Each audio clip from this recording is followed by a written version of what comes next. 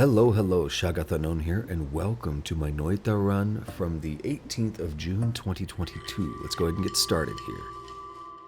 The first thing I want to do is call attention to our starting equipment. We have a spitter bolt wand, a pretty generic bomb wand, and a water flask. I kind of like that start. We have the seed 500908029. So, this is post-commentary. This ended up being the best run I've had ever. And I thought I'd go ahead and provide some commentary because this is just a raw recording of the run with no commentary. There will be some moments where I pause the game, like to go get a drink or go to the bathroom or whatever. If I catch all of those, I may edit them out. This is going to be a slightly edited video, but for now, I'm just going to be providing commentary over different sections of the video where I think it would help to kind of explain what I'm doing. There's a lot of backtracking, there's a lot of back and forth in this run. I'm not going to spoil everything that happens right now, but it is the most I've done in a run. There's going to be some new unlocks and stuff that come out of this run, so nice teasers there. And it has to be my favorite overpowered wand that I've ever created. Now what we have here, we have the first heart already in view. So that's pretty exciting to see from such an early point. And I didn't call attention to the fact that we also have an interesting modifier going on here that I've never seen happen in the starting biome before. So we have a bunch of jungle type enemies that are showing up here. I didn't even know that was possible. So yeah, that's fun. So I'm going to go ahead and take a little break from commentary for now, because I don't think there's going to be too much to say about the starting biome here, other than the fact that I want you to pay attention to how many hearts I get, because in the same vein of, I don't think I've seen that before, I don't think I've ever seen so many hearts in the starting biome before, or practically in any biome. It's ridiculous. I come out of the starting biome with more health than I ever have, to my knowledge. So that's going to be something to watch out for. Alright, but as I said, I'm going to take a little break from commentary now and just let the run speak for itself. Again, actually, I will go ahead and reiterate, throughout the course of this run, there is going to be, I guess, a lot of silence. I'm going to let the run speak for itself. There's going to be a lot of backtracking, a lot of times where I'm trying to make decisions on how I want to approach the run. There's going to be some slow moments as well. Again, I want to try to provide commentary to explain my thoughts during each of those moments, if relevant. But if there's nothing there, if there's no commentary, just enjoy the run.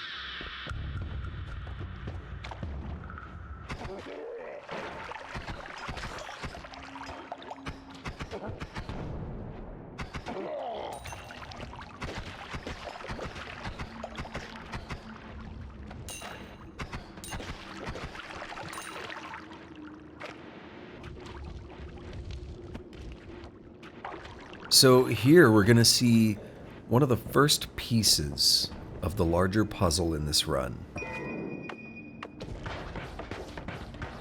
The bouncing burst.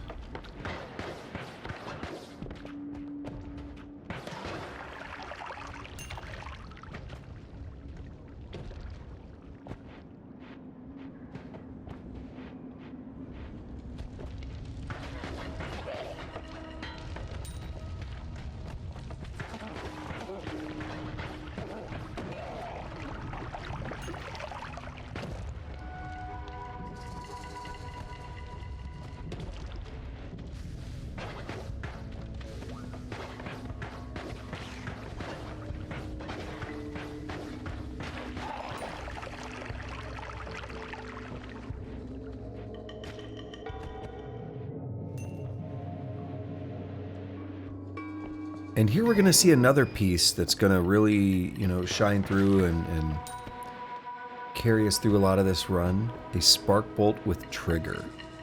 Another classic.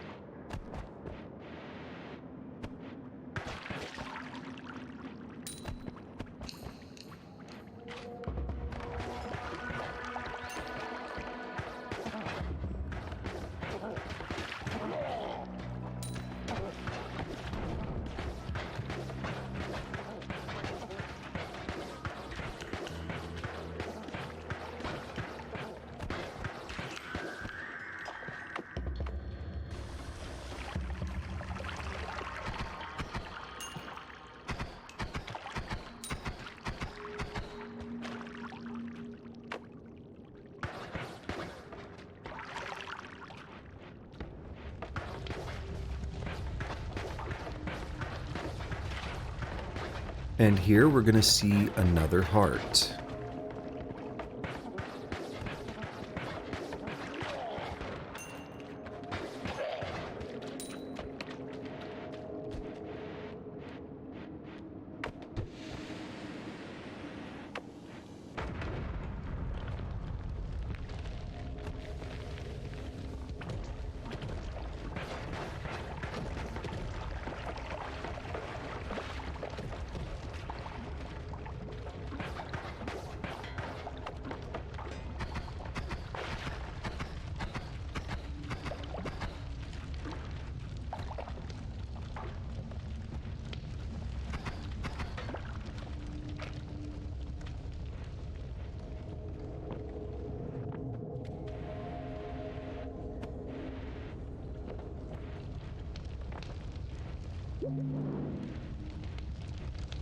And here we're going to see another heart.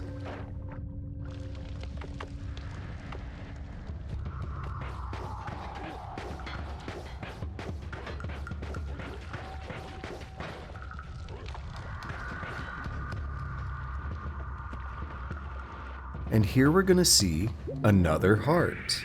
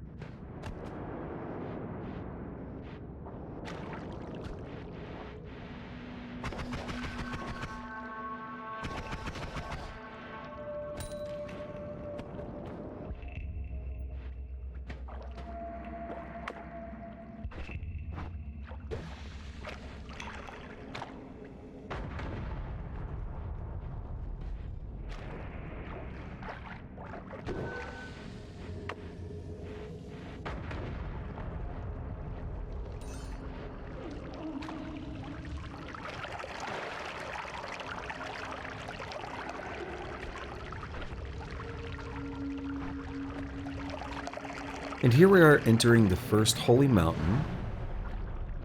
And what we see here, we see a black hole already. We see a light spell, a spitter bolt, a spark bolt, circle of displacement, very good options here, particularly for the first holy mountain. Some of these that I just automatically know that I want. The light spell is very interesting for getting through the dark cave to find the health pickups over there. And because I have the spark bolt with trigger, I know I can already set up something decent with that. So that's what you see me doing here. It's not going to be perfect, but it's a decent start, right? We're putting the building blocks together. Now, I thought about this one for a little bit because close call maybe, but none of this really screamed to me, so I decided to do a reroll. Now, this is a difficult one. Stainless armor is actually really good defensively. Really, really good. And it stacks if you get multiple. And that's what you see me doing here is I'm thinking about it. Do I want to make this a stainless armor run? Or do I want to go for the reroll? Breathless could be alright, but I've never seen it as that much of a necessity. And now I'm kind of less happy with these options. So unfortunately, I decide that, you know, it's not time to get one of those yet.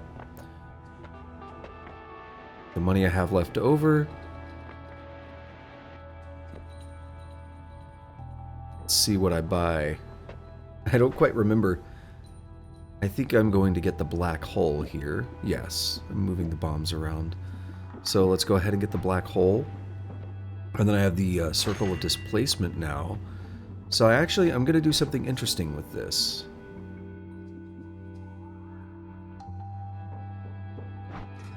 And I grabbed that spitter bolt because I know we have the trigger.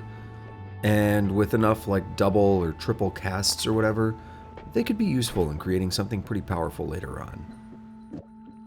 So I'm just getting my wand set up for travel. Black holes weren't sufficient, or they cost too much mana for that second wand there, so I had to swap them around. Now I have Circle of Displacement, and using that, I actually opted, rather than getting the health pickup and stuff here in the Holy Mountain, I had actually opted to use the Circle of Displacement as a way to go back up to the starting biome and get the health. Because we now have a light, I can use that to get the health from the dark cave. That was the plan, at least.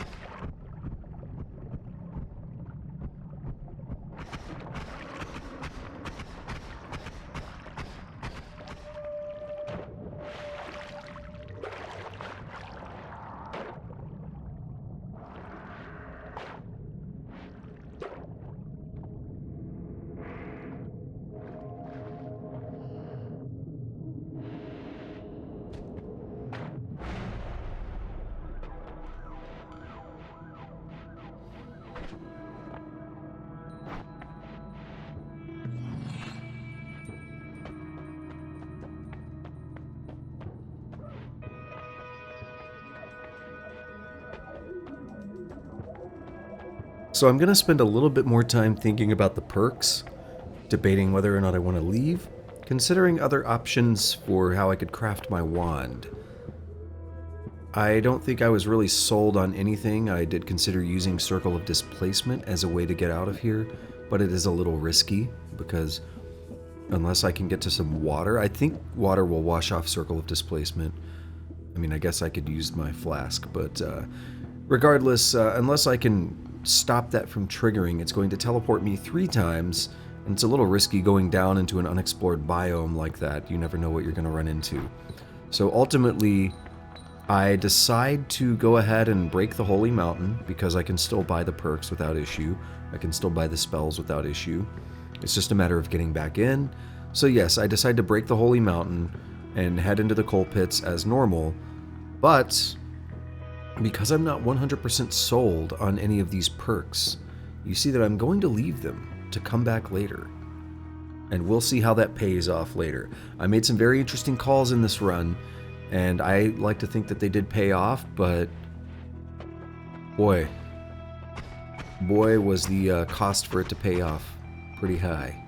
We'll see what the run has in store.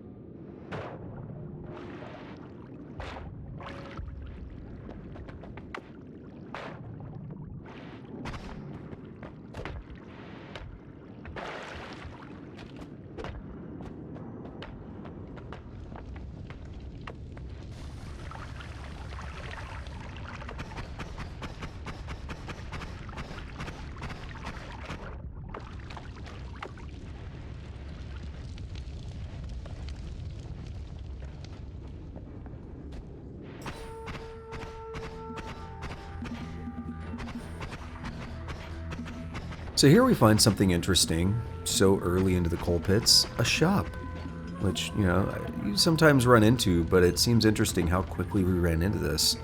And we find 2 different trigger spells, as well as, one of my favorites, the good old lightning bolt. So we're going to keep this shop in mind for later, because I probably want to acquire particularly that spark bolt.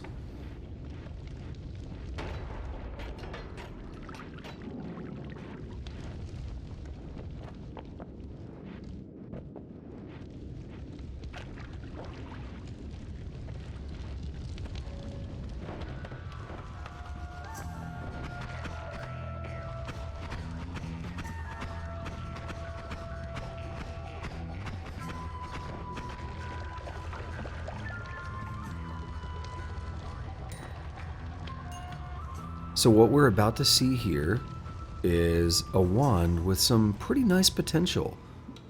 We have a double cast, a spark bolt, and a light, which is a little less interesting, but since we already have a light, we've already found our way through the caves. But I'm really interested in that double cast and that spark bolt. That's going to synergize very nicely with our existing spark bolt and trigger.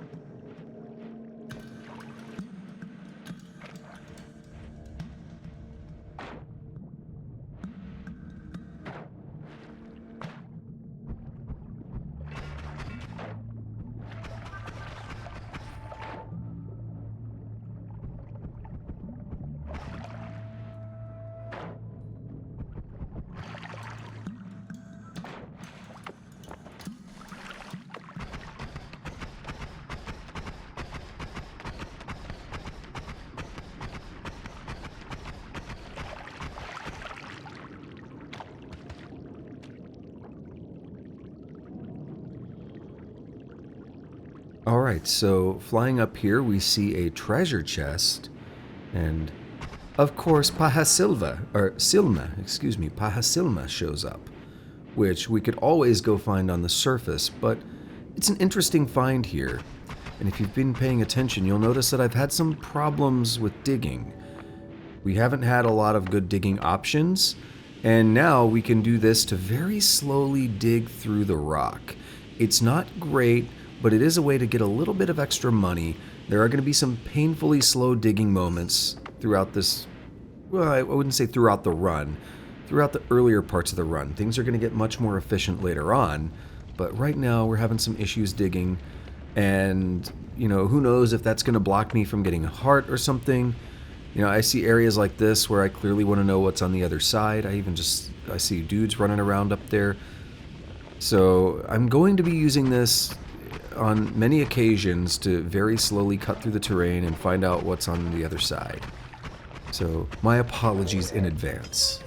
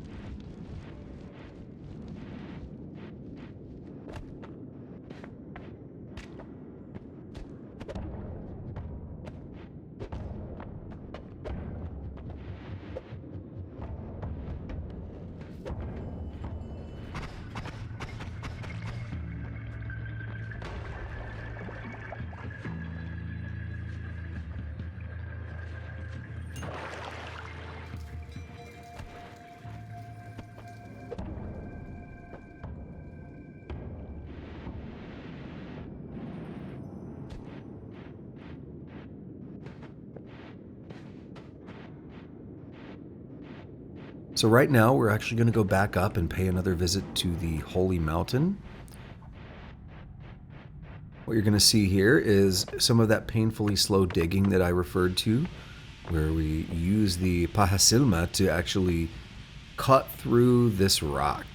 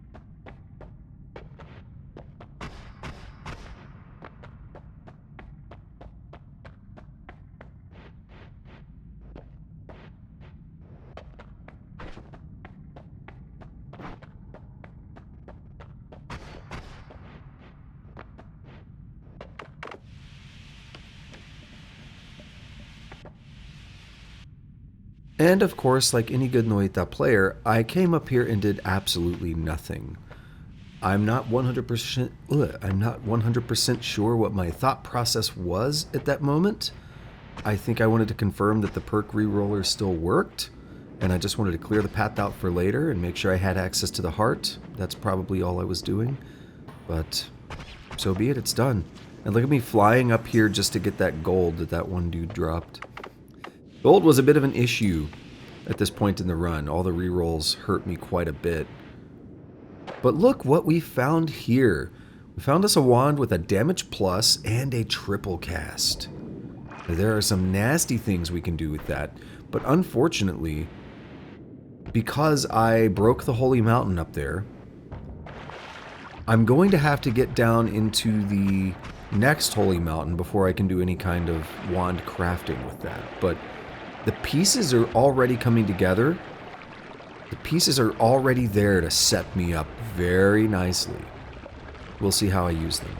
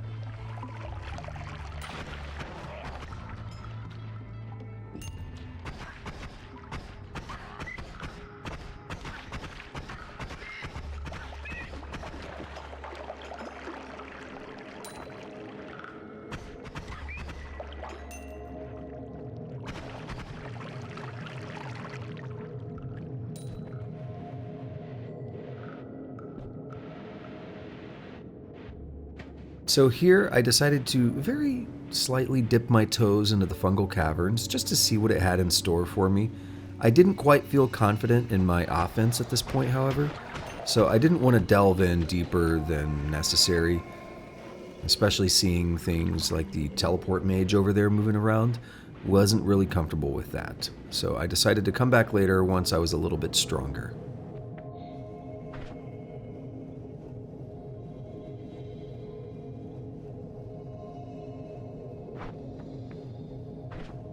So here we are entering into the second holy mountain.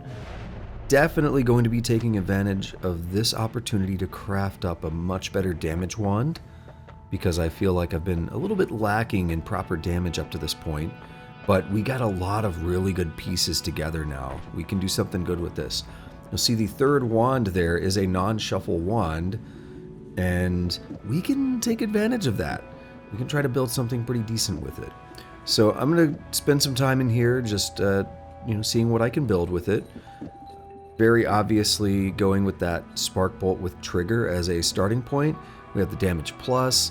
We have like a double and triple cast. We have, another spark bolt, some spitter bolts. Actually, we have 2 spark bolts and 3 spitter bolts. We can do a lot with this. So that's, the initial direction I'm going to be taking with this wand here. And as you see, it's already firing off. And I believe this alone can already deal 100 plus damage, maybe? Let's go ahead and see if I test it out. Not quite yet. We're in the 50s. No, 84. Yeah, 110. Yeah. There are cases where we can do over 100 damage already, but we'll have to get much more than that if we're going to make this run into something special, right? And this is just showing how if I move the damage plus over, it becomes significantly weaker. We want the damage plus inside of the trigger, hitting everything that gets fired off with the trigger. And then here I decide, well, what if I also put a spitter bolt on there, and then 182 damage? So we're able to get significantly more out of this wand and retain a relatively decent rate of fire. So we just want to see what happens if I run out of mana. Actually, maybe not. That's fine, though. That's enough of the commentary for here right now. Let's just see what happens next.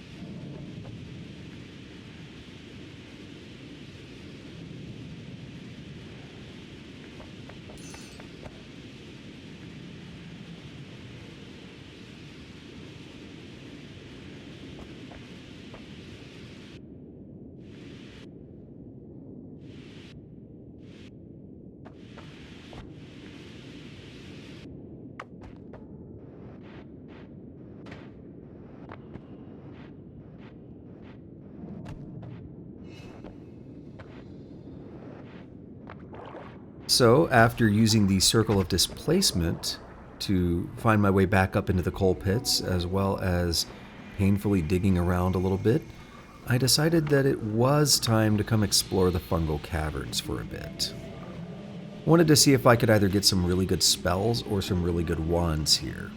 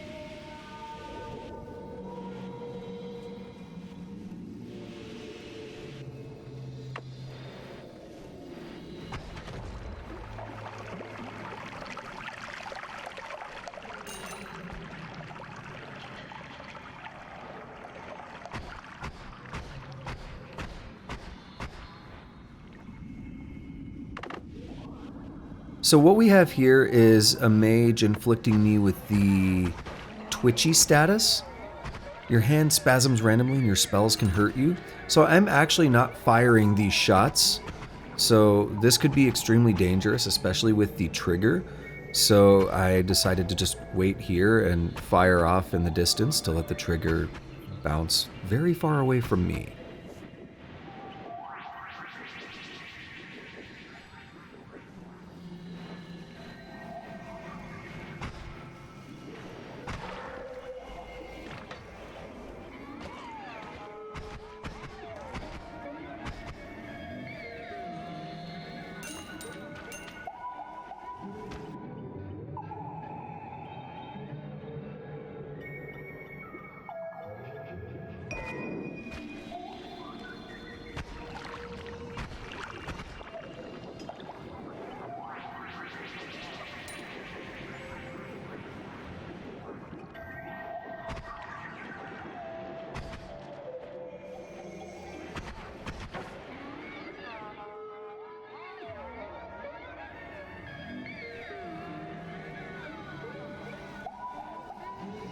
And look down at the bottom here and we see a hellworm polymorphing back into, or rather, unpolymorphing back into a little guy. A little, I don't know what they're called. But that's a little frightening, and that tells us that there is chaotic polymorphine somewhere down here, and we want to watch out for those effects. I'm sure it won't end up affecting me at all, because I'm really cautious and smart and careful, right?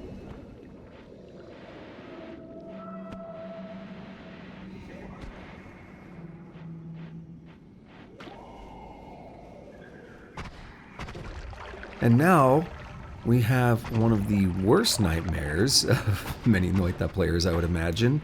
We see that wizard over there managed to pick up a giga-disc projectile wand, which is why the discs are flying back towards him. I thought this was going to be the end of my run. We have some very dangerous people down there. We have the chaotic polymorphine. We have the giga-disc projectiles. I mean, that's a pretty late game enemy right there that he got polymorphed into, but spoiler alert, based on the length of this video, I think you know that the run didn't end here. But I had to take care of that guy before he polymorphed into something even more dangerous. I was very concerned about the way things were going.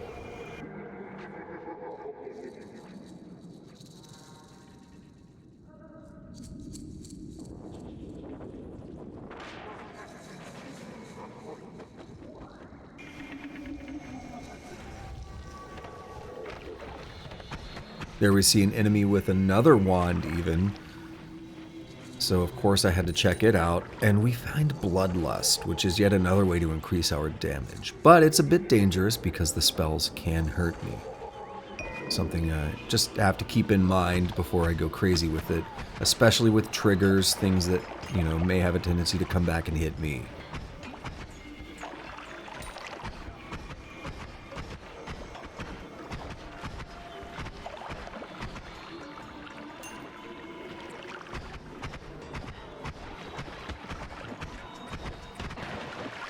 And we see a little dude getting morphed into what I believe is some hell enemy.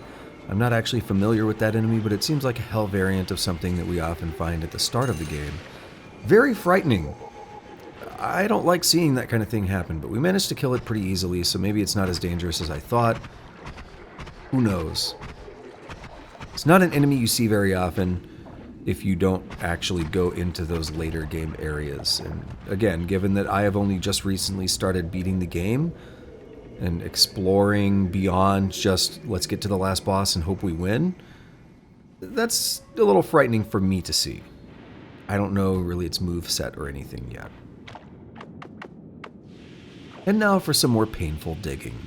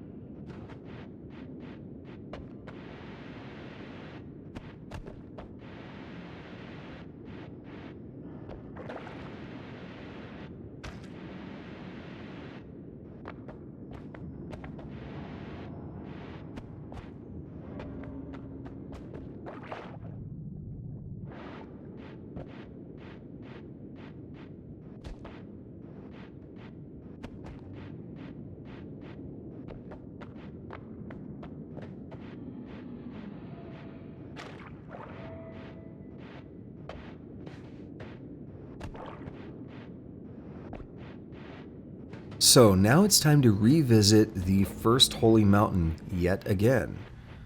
Also accompanied by very terrible levitation, resulting in me failing to make my way in there. Bear with me. Now that we're in the holy mountain, I know I wanted to do a reroll. I have the money finally. So this one was very interesting to me. I kind of like all three perks. Toxic Immunity is the least interesting to me, but between exploding corpses and faster projectiles, I'm very interested. Now, why is that? There is a hidden mechanic with the bouncing burst that makes them deal more damage the faster they are moving. Ergo, faster projectiles, plus the bouncing bursts that I already have, although I only have one on my person right now, but we could go get those other ones that we saw before. That would synergize very well and cause me to do a lot of extra damage. And you see, I thought about it a little bit, but I decided just for safety to go ahead and pick up that heart. Just go ahead and get it out of the way. Could have probably gone without it for now, but yeah, it was smart. It worked out.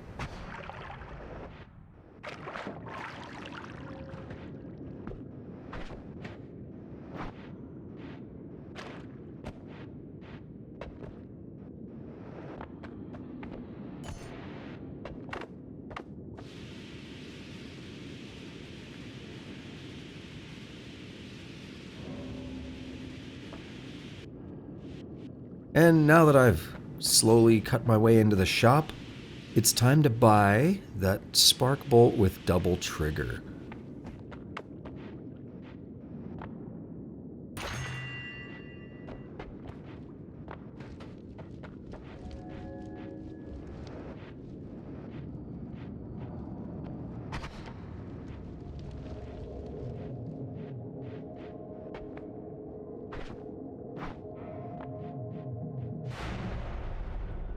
So now I'm revisiting the second holy mountain because I do have a wand that has a lot of potential here. It's not the perfect wand, but it is a non-shuffle wand. It only casts one spell.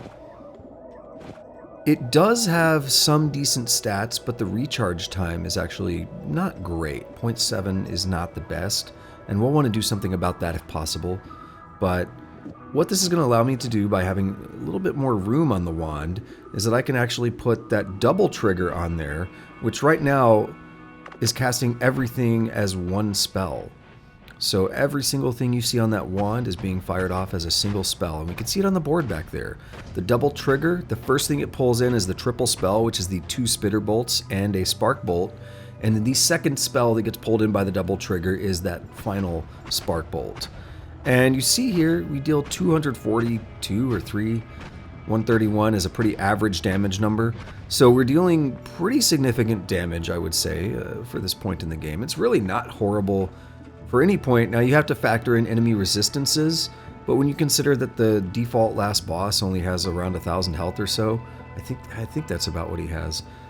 That's pretty decent damage that we're able to deal 100 or so pretty consistently.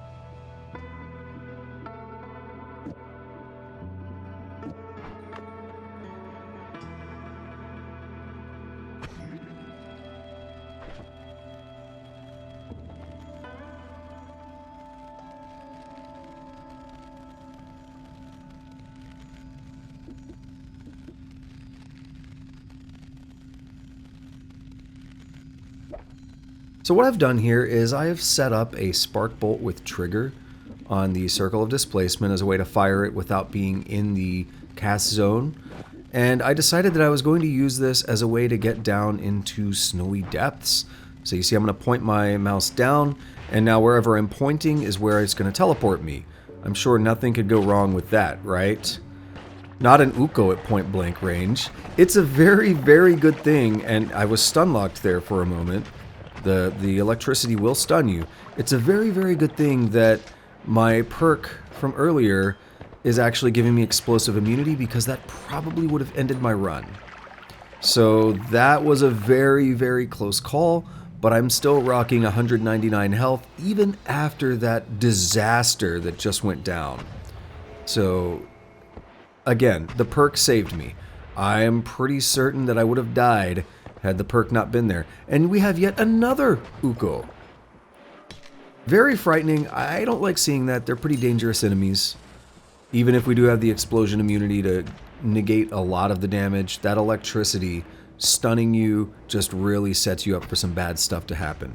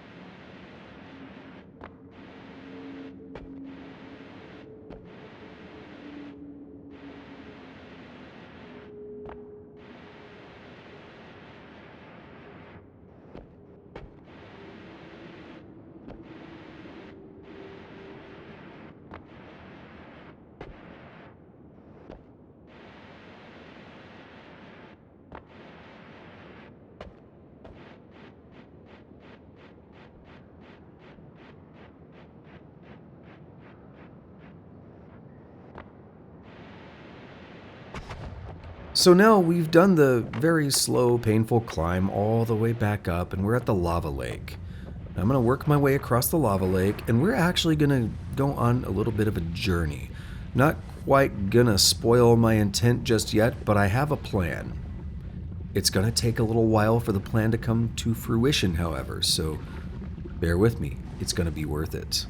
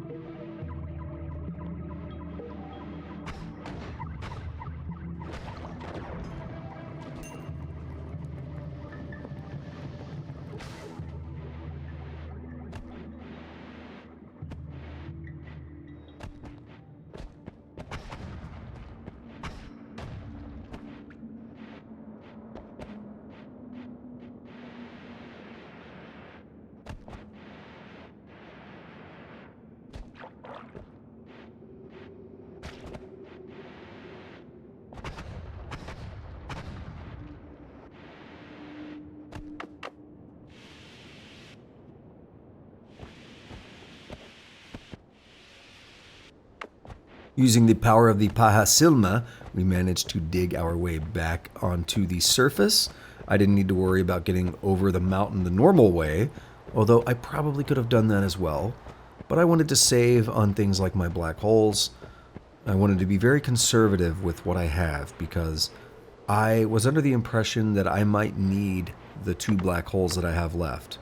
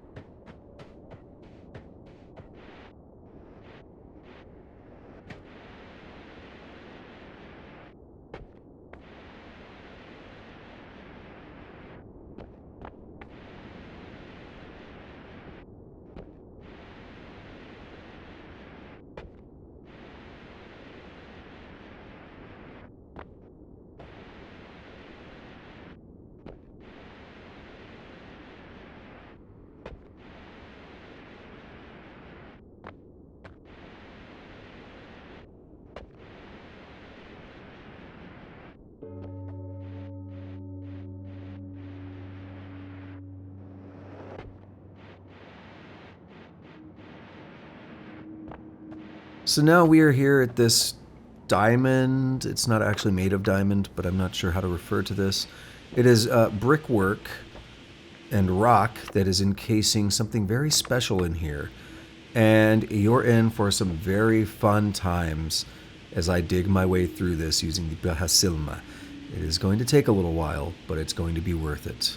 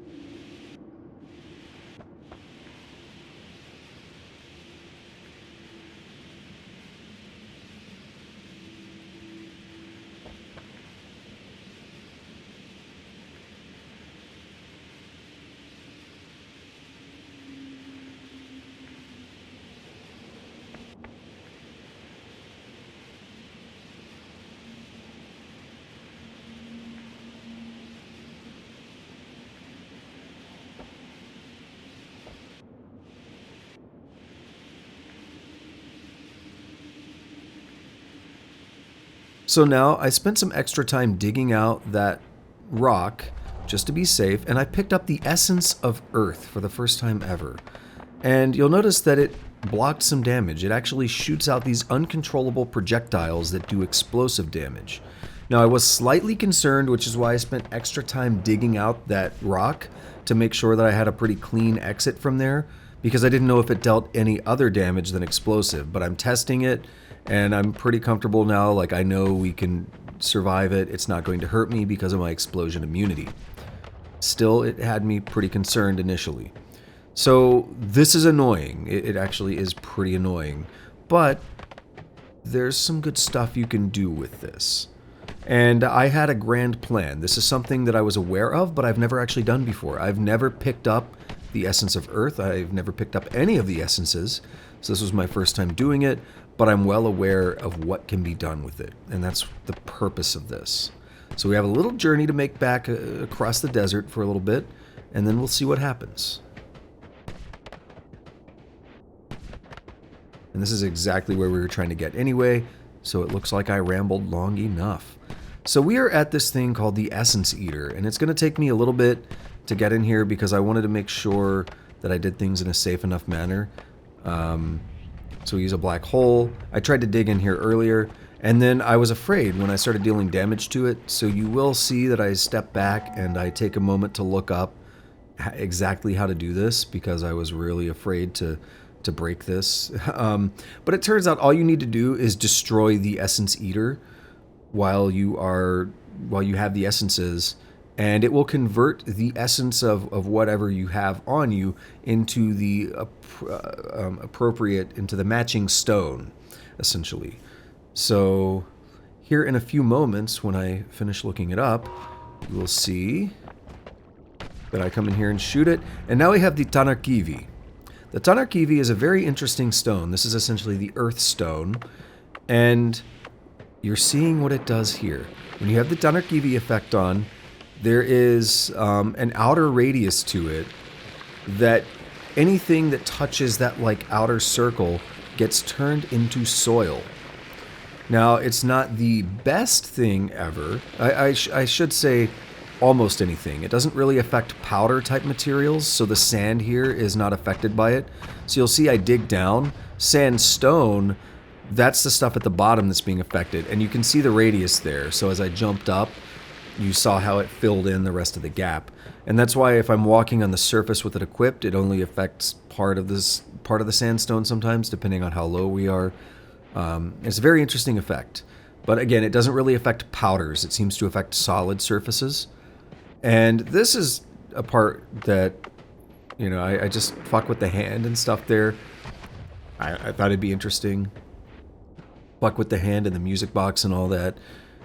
I mean, it's not really doing me any good anyway, so it doesn't matter if we destroy it or cause damage to it, you know.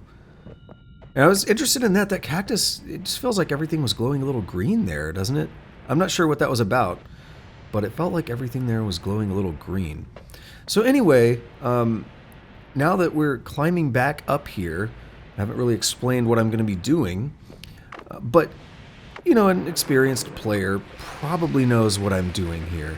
I'm going to be using the Tannerkivi to convert this extremely dense rock that you see into soil. And then I'm going to be using the Paha Silmä to cut through the soil. And you probably have a pretty good idea, again, if you're an experienced player, or you know a little bit about Noita, you probably know why I'm coming to this exact area. But first of all, I also want to check out this, again, I don't know what you call this structure, but it houses the essence. I kind of refer to it, it's a diamond-like structure in terms of just the shape itself.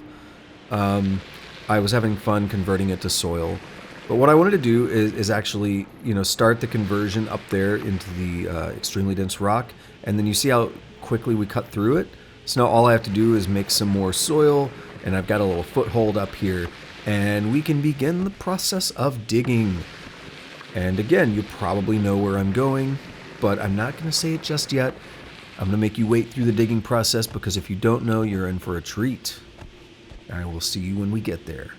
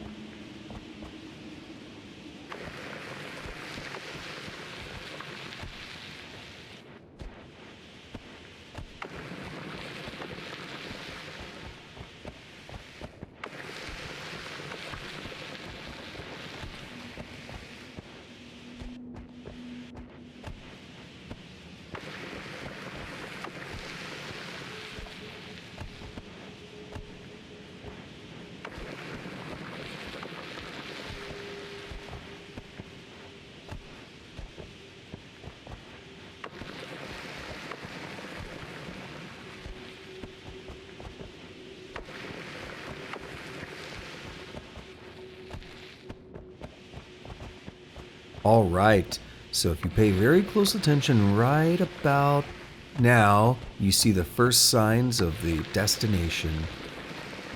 What is that destination? It is a special biome known as the gold. So I want to be careful because gold itself seems to be converted into soil as well, but I wanted to make sure I built enough of a path to comfortably get inside here without trapping myself. So what we have here is a biome completely filled with about 250,000 gold. And it's a little dangerous because you can actually, if you're completely submersed in it, you will suffocate. So you have to be careful. And see, I screwed up there by equipping that because it converted some more gold into soil. But yes, very fun place to go to get some money. And as I mentioned earlier, you know, I spent a lot of money already and I was having some money issues. So that's what inspired me to try this new route to get into the gold. I didn't have the kind of black holes or luminous drills or anything to support digging in here. But I did realize that using the Tannerkivi and Paha Silmä combo, I could very easily work my way in here just with a little bit of time and effort. So enjoy me Scrooge McDucking it around in here for a while, swimming in gold, picking up about 250,000 gold. And that should alleviate most of my money troubles for the rest of the run. There's no way I'll spend hundreds of thousands of gold, right?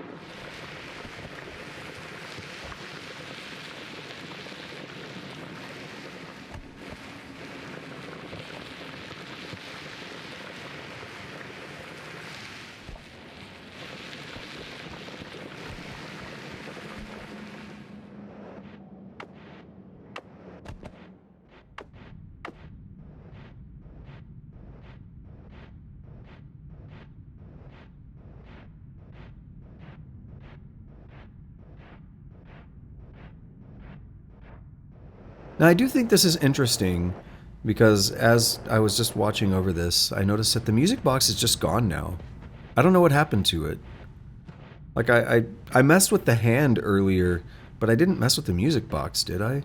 I mean, I'm kind of skimming through parts of the video to get to parts that I want to add commentary over. But I just thought that was interesting. I didn't see myself do anything to the music box itself that was sitting on the hand. So that was just odd.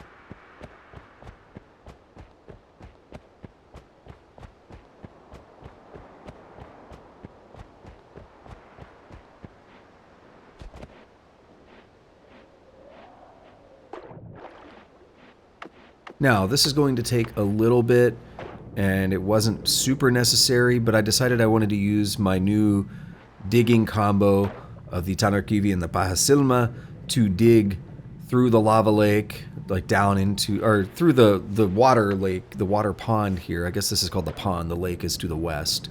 But I wanted to dig through the pond here and drain it onto the lava lake for funsies, because I like doing that. So it's going to take a little while, but I don't know. I had fun doing it. That's all that matters, right? Tried to make a couple air pockets from time to time, but it's a little more difficult than you think. That would be almost like if you've played Terraria. There is an air pocket strategy you could do on Terraria to make it easy to like dig down through water. I was trying to do something a little bit like that here from time to time, but again, harder than it looks, and your oxygen doesn't last very long, and especially the deeper I would get, the more concerned I grew. So, oh well. It's a lot of fun, though.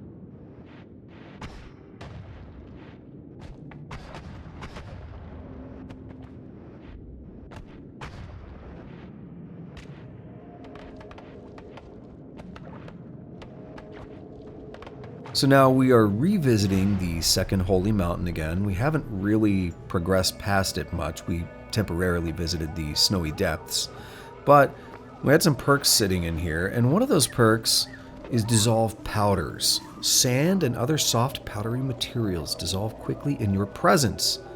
So I thought about it, and I was like, wait a minute, we have the Tannerkivi. We can just turn everything into soil. So, seems like a pretty good synergy to me. Maybe an easy way to dig through substances, right? I think I was sitting there doing some thinking about it right about now, on whether I wanted to go for that or not, because we ultimately still had an effective way to dig through the sand, but this could make it just way better. I was also thinking about any potential downsides that could come from dissolved powders, anything, particularly bad that might happen because of it. But I wasn't convinced yet. Wasn't super convinced yet that either option would be better or worse than the other. So you see me debating on whether or not I want to re-roll.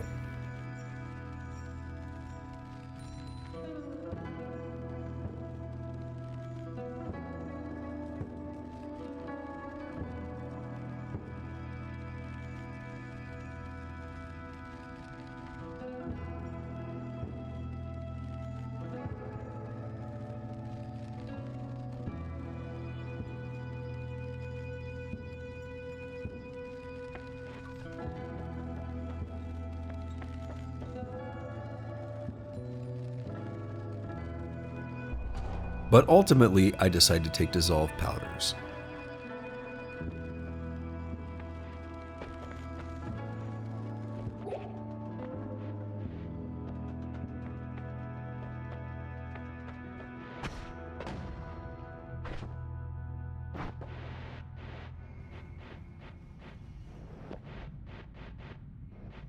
And a safety heal.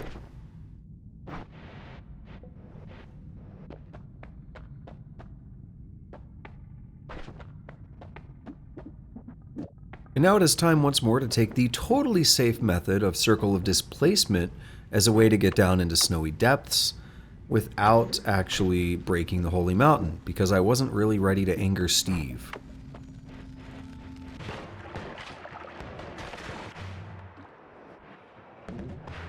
This time worked out quite a bit better.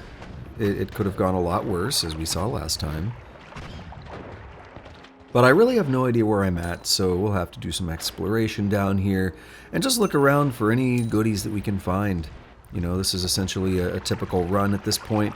Nothing special going on, but you'll notice I will sink into that powdery snow because of dissolve, like this. I will sink right into it because of dissolved powders. It does make it easy to grab things like gold when they sink into powders like that. So that's very nice. You also see I'm just getting some really sloppy damage here. Never fun. Snowy Depths, Hisi Base gets a lot of attention, but Snowy Depths is actually pretty dangerous biome, and it can end a lot of runs very easily if you're not careful. There's just some real dangers lurking here. Hisi Base has the advantage of being confined spaces, so there's walls all over the place. You can pretty easily isolate yourself from enemies most of the time. There's a lot of open space here in Snowy Depths, so between the turrets and the different Hisi with like the grenade launchers and such, I mean, they can wreck you very quickly. And the Uko, of course. I don't know if you even can see Uko in Hisi Base. There might be a weird biome modifier, but that is, the big danger here, of course. We do have a CEO causing issues here. I'm getting, railed from both sides. Make of that statement what you will. And of course, the grenade guys, always hit. They're so good. We got CEOs hitting me from both sides. Just getting double teamed the whole time I'm down here. So you see, I've taken a lot of damage. Down to 128. That safety heal, I didn't quite pay attention to the health that I had when I got the safety heal, but that may have already saved me. I may be dead had I not picked that up. So you could argue that I was being a little too cautious since I had a decent amount of health. I don't really remember the numbers, but it worked in this case, I'm pretty sure. Sometimes, you make the decision and it works out. Sometimes you don't. Now we got to reduce recharge time. You notice how quickly I picked that up. No question. I don't really care as much about the fungal spore pods. I think that's what they're called. But I want that reduced recharge time. And I also want to draw attention to, I may be wrong, but did dissolve powders not blow? Look at that. Perfect aim. Perfect aim from the grenade dude. I don't know what to call it. He lobs those projectiles, though they're kind of like grenades. But anyway, dissolved powders may or may not have blown up that barrel. So then that becomes a new concern of mine, is whether or not dissolved powders is going to blow up some things when I get near them, similar to how one of the electric perks will blow up things when you get near them, because it electrifies everything around you. So this becomes another question now of like, uh-oh, did I mess myself up? But I'm, you know, is it going to matter much if all this freezing vapor and the turret and everything that's just all over me right now, none of that's going to matter if they kill me, right? So I had to get out of there, and we got more freezing vapor skulls. Like, it's brutal. I'm just getting shredded here. I was getting a little nervous at this point. I was sweating a little bit because I thought, dude, we have a setup for such a great run. Like, I was really, really getting nervous here. Obviously, the run goes on for quite a bit longer, so spoiler alert. I was really, really nervous. And it's already feeling like, damn, this is a close call. But we get another damage plus. Another damage plus. And we actually have enough room on my current wand to just slide that right in there. So that's going to be big. The way that damage plus carries onto every projectile in the trigger. Plus, shit, there's something else I was going to say about it. We got the reduced recharge. We got a lot of things that we're collecting that are going to come in handy here. That's what I'm trying to say. Oh, plus the criticals. That's what I wanted to say. The damage plus, and then adding onto that, like, criticals. Like, the potential we can get here is going to be incredible.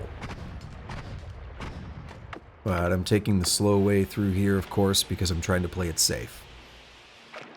And I'm also like, oh, wait, don't break the hand. I don't want to fight a hand, bro.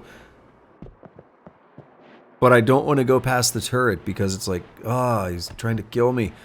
So I'm really struggling here to come up with a good route. And I'm taking more damage. Look at that, 7 health. I was really struggling to decide which way do I go here. Do I go left? Do I go right? Which way is safer? Neither. But I need to get out of here. I need to get to the Holy Mountain. All this work, all this effort. We're over 2 hours in. Again, I'm probably going to edit out some of the pauses, but right now, raw recording, we are 2 hours, 4 minutes, and 21 seconds in. And I've got 7 health on such an amazing start, at least by my standards, such an amazing start. I was not ready to give this run up. I was not ready to lose. I was going to be pissed if I lost. So I was going to find some way to get through here and save it.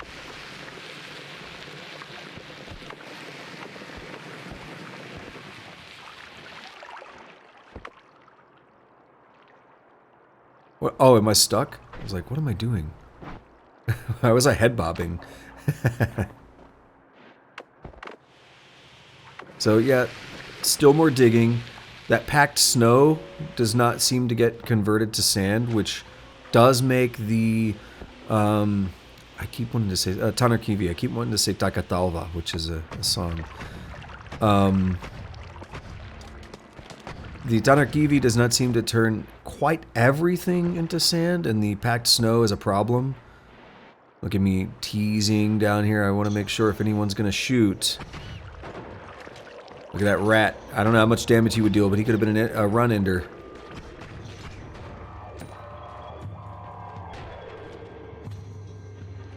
Yoink. Good.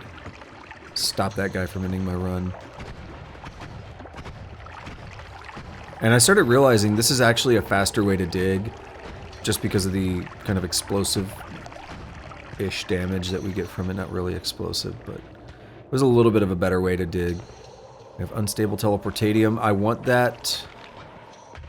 But we have a guy with the wand down there, and if you saw that the bouncing burst just made contact with the teleportatium. I wanted that teleportatium for the Hisi base so I could dump it in the hourglass. And you'll see me try to make a quick call to go grab that flask. but I don't think it works out. Because I didn't know how much was still hanging out in that flask. So I drop off the Berserkium and grab it. Man, so much already drained. And what the fuck just happened there?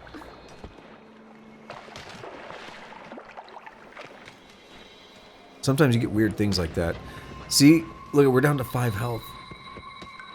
This run's so close to being over. We got the wand guy on one side with bouncing bursts, which are pretty dangerous in their own right. We got a freezing vapor guy on the other side. And that's my own shot coming back up at me.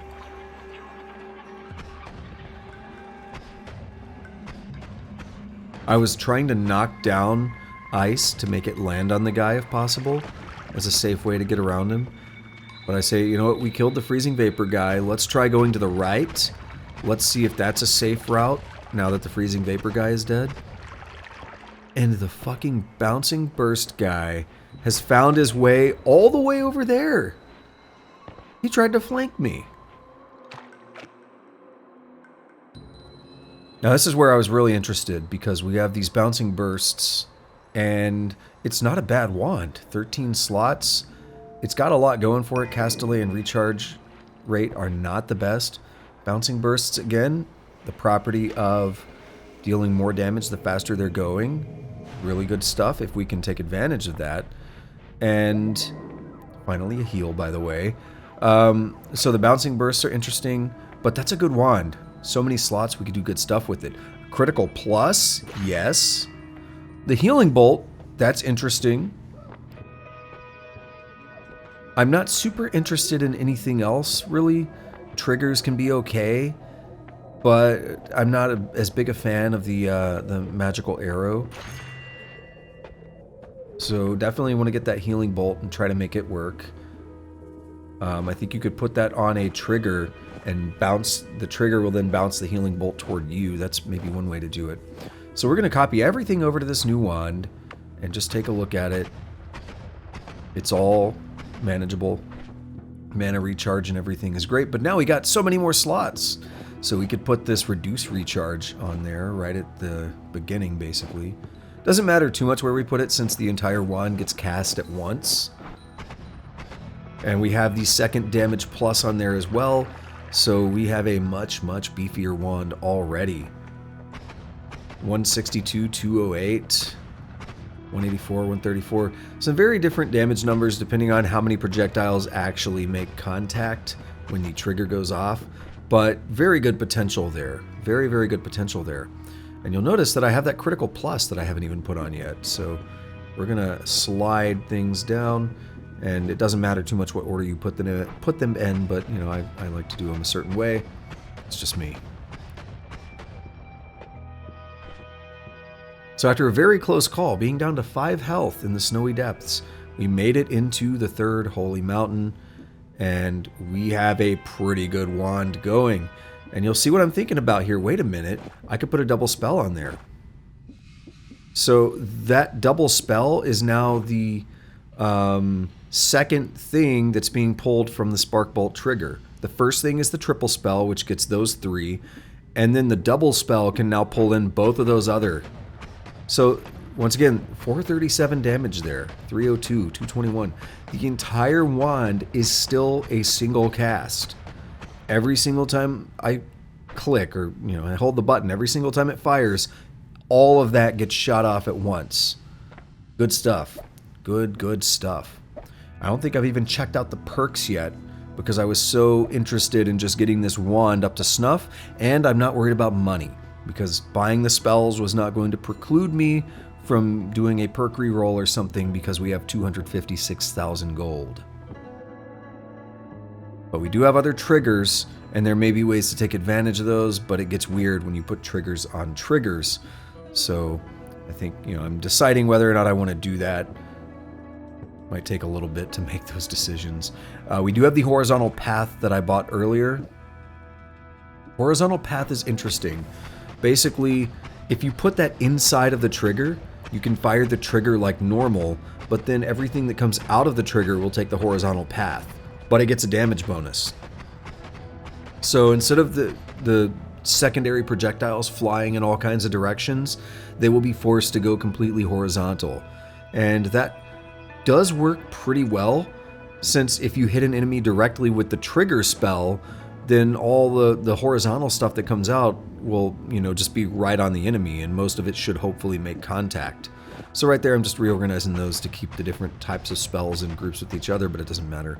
So yeah, we're able to deal a few hundred damage per attack now, and there's still more I can do to make this better. Kind of, like we could go with Bloodlust, but that's a little dangerous with the triggers bouncing around. That would be one way to do some more damage, though. I could take the light spell off of the start of the wand, and then slide Bloodlust in there with next to the damage bonuses. And what you're going to see me do throughout this run, look at progress, has nothing yet. It didn't have any number by it. I was checking if I've used Personal Gravity Field. I have, so I threw it down. I didn't care. You're going to see me throughout this run trying to use spells that I've never used before, even if it's for a single cast, just to get it in my unlock. I think by the end of the run, I have like 30-something spells, some ridiculous number of spells that were brand new, fresh unlocks. And right here, all these bouncing bursts, throwing them down in the third holy mountain. So I kept 2, but if I wanted more than 2, it would be good to remember that I dropped them here in the third holy mountain. The problem is when you start dropping spells all over, like what if I wanted those fungal spores or whatever right next to me? Like, I'm not going to remember where I dropped each spell, so that's a bit of a pain. If you decide, oh, I want to come back for that thing, I know I had it, I don't know where I put it. But I try to separate where I drop my spells in every holy mountain, just to make it a little easier to find the things when I need them. But it's also a pain to go back to the holy mountain and actually find it, right? I have no idea what I'm doing right now, by the way. I might just be debating on things. Again, there will be some downtime in this run, but we should be checking out the perks pretty soon. Oh, very good timing. I didn't look ahead. Okay, so Living on the Edge, Worm Attractor, and Telekinetic Kick. I'm not sold by any of those, and we got money to spend. Let's go. Spontaneous Generation to make vomit into rats, extra health, or revenge bullets.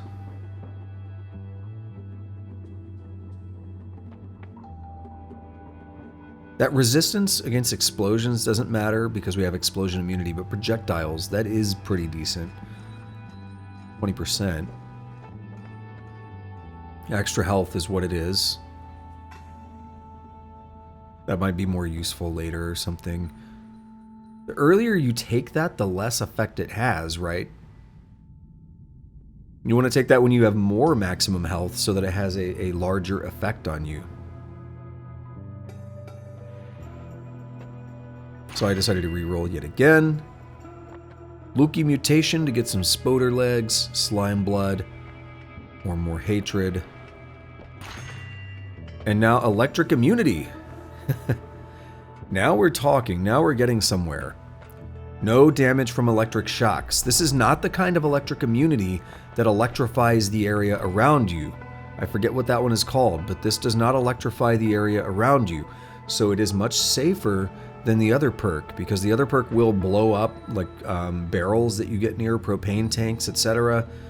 It can cause a lot of issues. It can cause a lot of extra chaos. This just blanket makes me immune to electricity.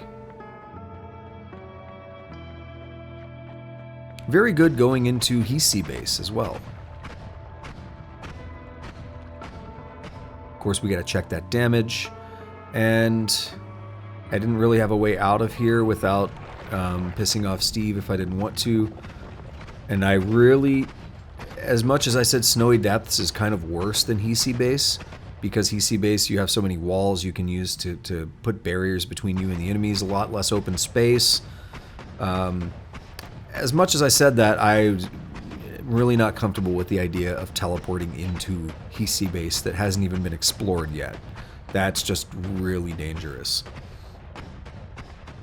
Again, rocking 280 health right now is not really too bad.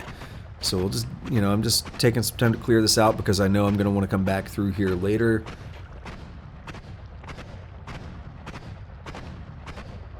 I didn't have to clear all that out on the top, but it's fun. And now it is time for Sea Base. I'm sure with how well the run's been going, nothing bad can happen in Sea Base, right?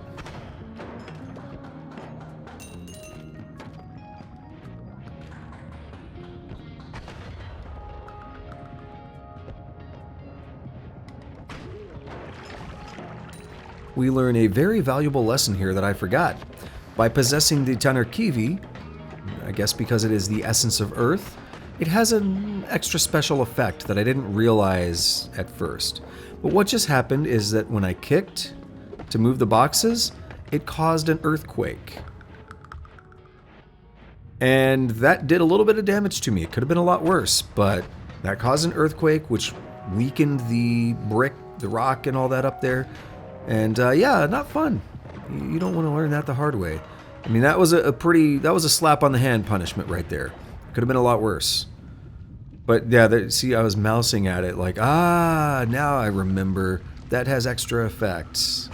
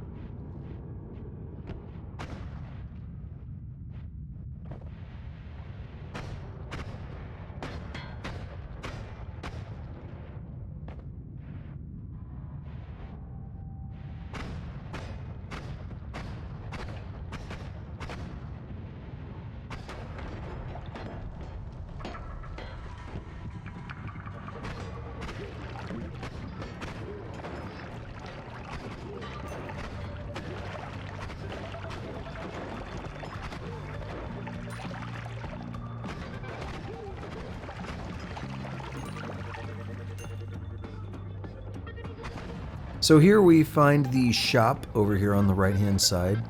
And the thing that was most interesting to me was the Nolla spell. The first one there. I don't know that I really have a good way to utilize it, but it's a very interesting one in that it reduces spell lifetime to 0, I believe. You can do some interesting stuff with that, but I didn't know that I had an exact plan for it. But given that I rarely see that spell, I thought it would be worth grabbing.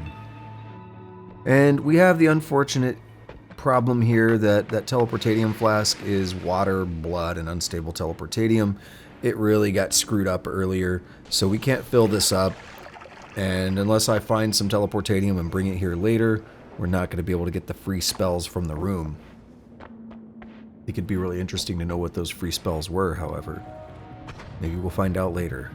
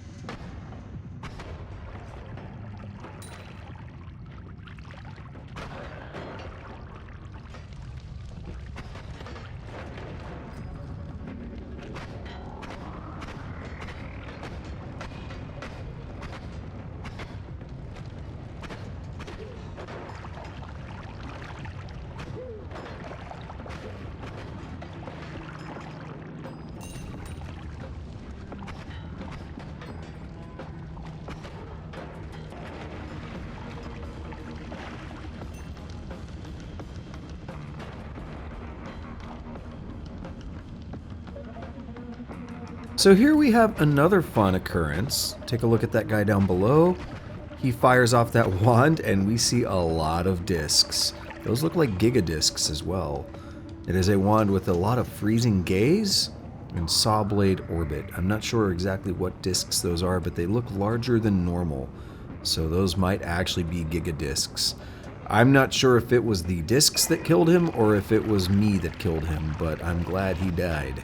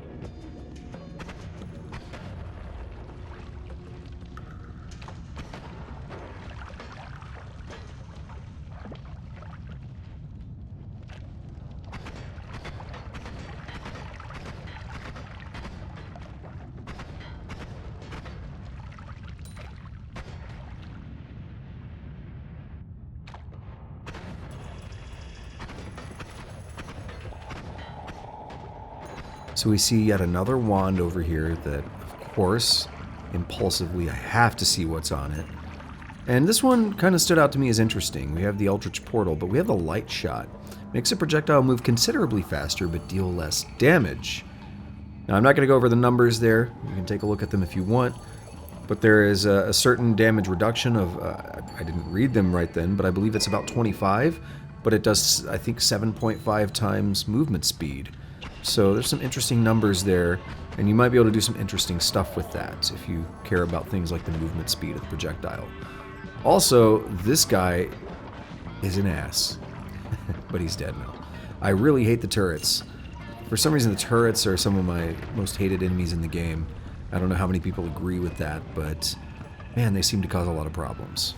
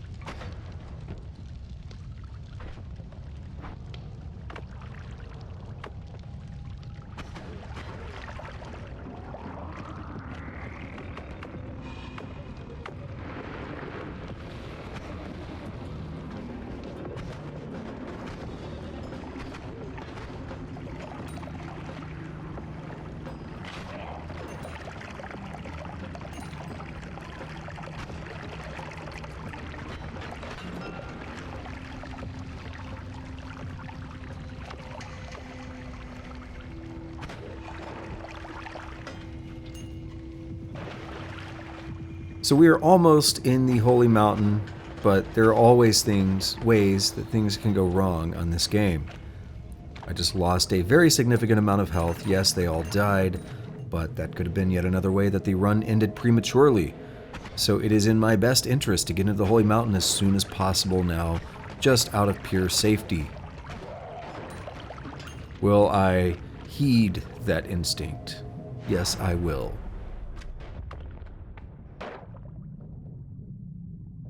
Go ahead and stock up on water. And I decided to get the heal because I'm not planning on taking something like Glass Cannon. So we got to take a look at the wands. That looked like a teleport bolt. Something I may want. We have a triple cast and accelerative homing. A projectile homes towards enemies at an increasing pace. So we have the light shot and that as two ways that we can speed up projectiles now. It's very interesting. You could synergize that pretty effectively. And if you've been paying attention, I have the bouncing bursts that would actually benefit from that greatly. So this is why I'm spending some time to think about it right now. Like, wait a minute, maybe this can set something up. See, I just looked at light shot there. I'm really thinking about it. That accelerative homing and light shot, we might get some good out of the bouncing bursts.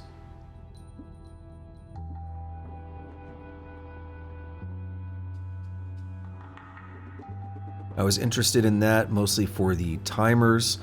I prefer triggers over timers, however. But yes, I went ahead and bought this so we get both a triple cast and the accelerative homing. So now it's more about me wanting to figure out how I'm going to build with this, or if this is mainly ingredients for later recipes. Eldritch Portal also is something I don't think I had cast before.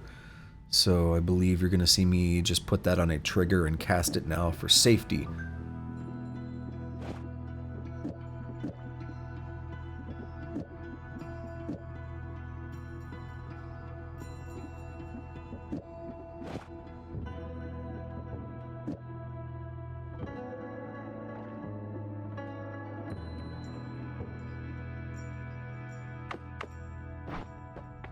So I've now set up a bit of a test wand to see what I can do with the bouncing bursts in the current setup. And despite the fact that they want to home in on that statue, they don't seem to be accelerating very fast. I'm not entirely sure what I was doing wrong at this point, because that should be modified onto the bouncing burst itself. All of those should be hitting the double spell, which then hits the bouncing burst. I believe at this point I was wondering, well, what if I put both bouncing bursts on there? What if it's doing some weird stuff? Nope, still having an issue. So we're going to have to do some troubleshooting and really figure out how to work with this wand. As for the perks, I was not super excited with any of those. First of all, we get a much different effect from the bouncing burst right here. Before I even talk about the perks, we get a much different effect there, don't we? And we see that they start to move pretty quickly sometimes. So there's a lot of potential. I'm trying to get them to like go crazy and like deal a lot of damage to the fish or something, or statue or whatever. But even then, it doesn't seem to do any damage to the statue. So something about the way I've set this up is not working. Now here we're getting 81 damage, 115 damage. So there's some interesting potential there. See how fast that projectile can start moving. Something about the light shot seemed to take away a lot of the effect. Yet the light shot is supposed to speed up the projectile and just reduce, I believe, 25 damage. Or 26, I believe I just saw. The damage plus, I believe, does like 40-something damage.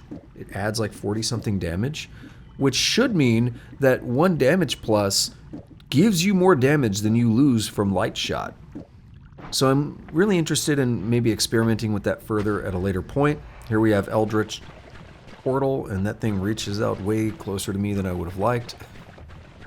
But yeah, we're checking the progress, and Eldritch Portal's up there at the top. So you're going to see me do this a lot throughout the run. But I'm really interested in making that bouncing burst work because I know the potential. It's just a matter of getting the right setup. And now we've done that, I'm pretty sure I don't really need Eldritch Portals. I said Eldritch Burst. Pretty sure we don't need Eldritch Portals anytime soon. And the Burning Trail, the Fire Trail. See, right there I'm debating on whether or not I want to get rid of Fire Trail, because I do like it, and it can be nice to plop on as an extra, like, slight damage modifier to just cause some more chaos. But at this point, you see I'm really running into issues with spell management. I don't really have enough inventory room for as much as I would like.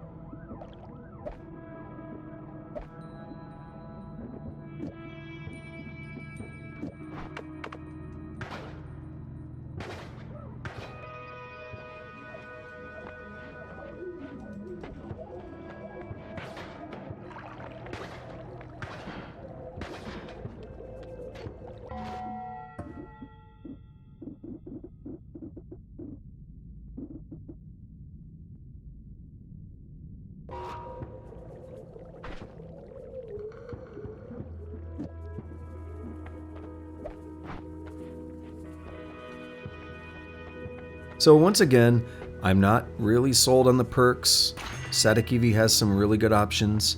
Iron Stomach can be good, but we have Oil Blood. So after that reroll, we have Oil Blood. We have Explosion Immunity. We have Fire Immunity. We have Electric Immunity now.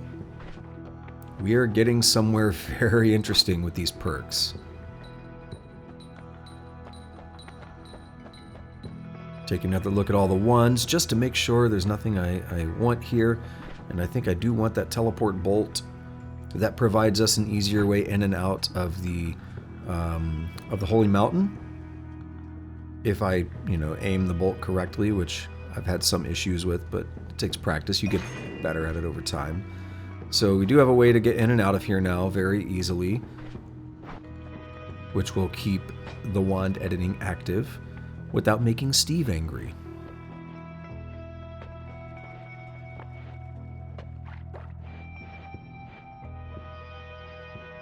And there we go, picture perfect. I hesitated a little bit. We have a Heart Mage right here at the entrance. That's very interesting. Now, Heart Mages, they have an interesting thing you can do with them that one may call an exploit, but to my knowledge, the devs actually... Look at that, beautiful. Picture perfect, get that toxic right on me. And it took a little bit for me to get it off. Heart Mages have something that some would call an exploit, but to my knowledge, the devs actually changed how it works. They left it in the game, but they just changed it a little bit to make it a little less effective, which to me says that it is not an exploit. It is now a bit of an intended behavior. That's cool with me. So what you need to do in order to do the Heart Mage trick, just for, posterity, just for describing how it works, is you need to have the Heart Mage hit you, and, oh, there he is. You need to have the Heart Mage hit you, and he debuffs your health. He reduces your max health.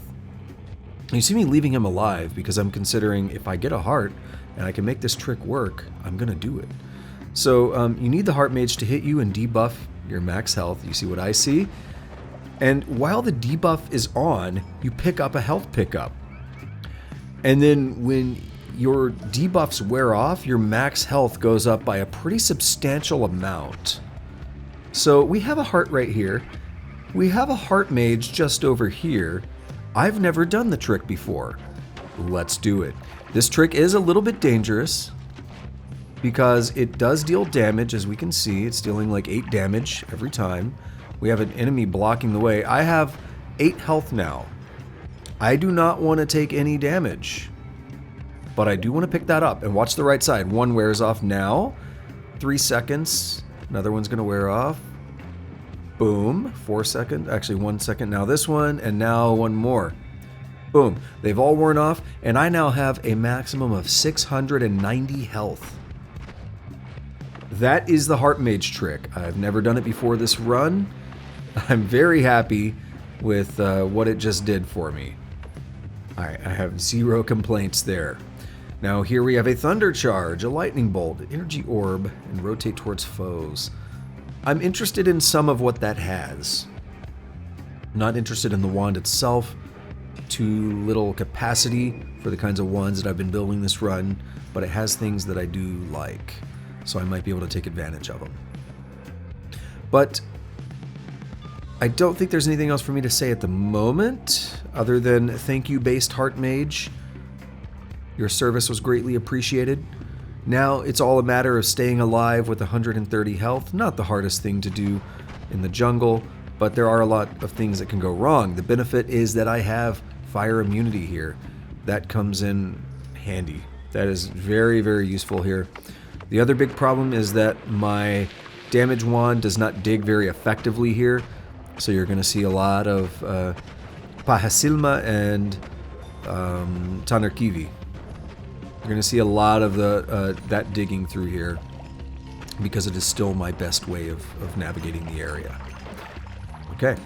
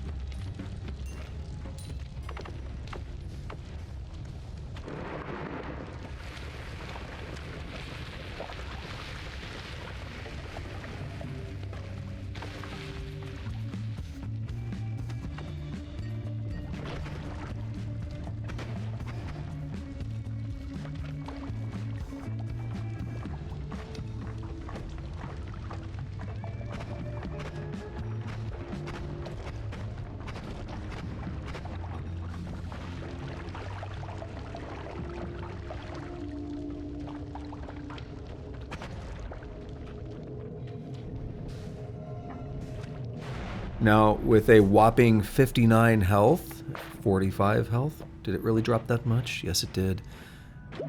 We make it into the Holy Mountain. We get a health regen. We now have 700 max health. And I see an accelerating shot here. There has been a theme throughout this run so far. And what the hell is that there? We have a double cast and a heavy shot. Greatly increases the damage done by a projectile at the cost of its speed.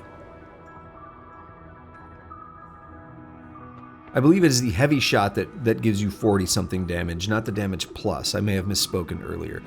And what is that on that last one? Another accelerating shot. And a luminous drill. Now, I'll try to comment on anything as it happens while I'm explaining this, but there's a lot of things going on here at once. There's a lot of things I want to explain. The Luminous Drill is one of them.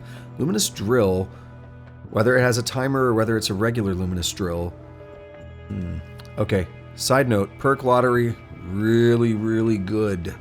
Like really, really good sometimes. It depends on your seed, depends on your random numbers. The problem I have with perk lottery in this case, and why I'm sitting here debating on it, is this is a little bit late into the run. There aren't that many more areas left in the game, meaning there aren't that many more perks that I will get throughout the rest of the game. So perk lottery has fewer chances to work. So I'm really kind of torn on that. I'm honestly not that torn between the others, even though I keep jumping between them. But it's perk lottery that really had me stumped. And I had to think on it, and then I feel like I made a terrible mistake. Moms materialize vampirism and feared by worms, really? Revenge rats? Phasing is kind of okay. It's pretty decent. Gamble has screwed me on like each time I've taken it. Phasing is pretty decent. I'll spend another 100k. Concentrated spells or criticals. This is where things get interesting. Critical plus, obviously good. Rage Fueled Levitation, I'm a little less concerned about. I'm really torn between those two, but Concentrated Spells is one of the best perks in the game. Spells have lower spread, but they deal a lot more damage. I think they also move faster. I didn't read that just now, and I don't want to rewind and mess up my my sync with the video as I'm recording this. But Concentrated Spells makes our stuff much more damaging. If you were paying attention when I just shot the statue, it should be apparent. Now back to the Luminous Drill. Cast delay minus 0.58, minus 0.58 seconds, and recharge minus 0.17 seconds. So Luminous Drill is a very good way to reduce the time that things take to cast on your wand. And we can see an example of that because I'm definitely going to try to make use of it. And here we have the damage, the heavy shot and the multicast, whatever it is. But Steve decides he wants to pay a visit. At this point, I have no idea what happened, why he got mad, but look, we just one-shot Steve. It doesn't matter. Who cares if he's mad? We one-shot him, right? Let me build my wands in peace, Steve. Get out of here. So Thunder Charge, Lightning Bolt, very interesting stuff. Thunder Charge is limited though, so unless you have the Unlimited Spells perk, you're going to run into issues there.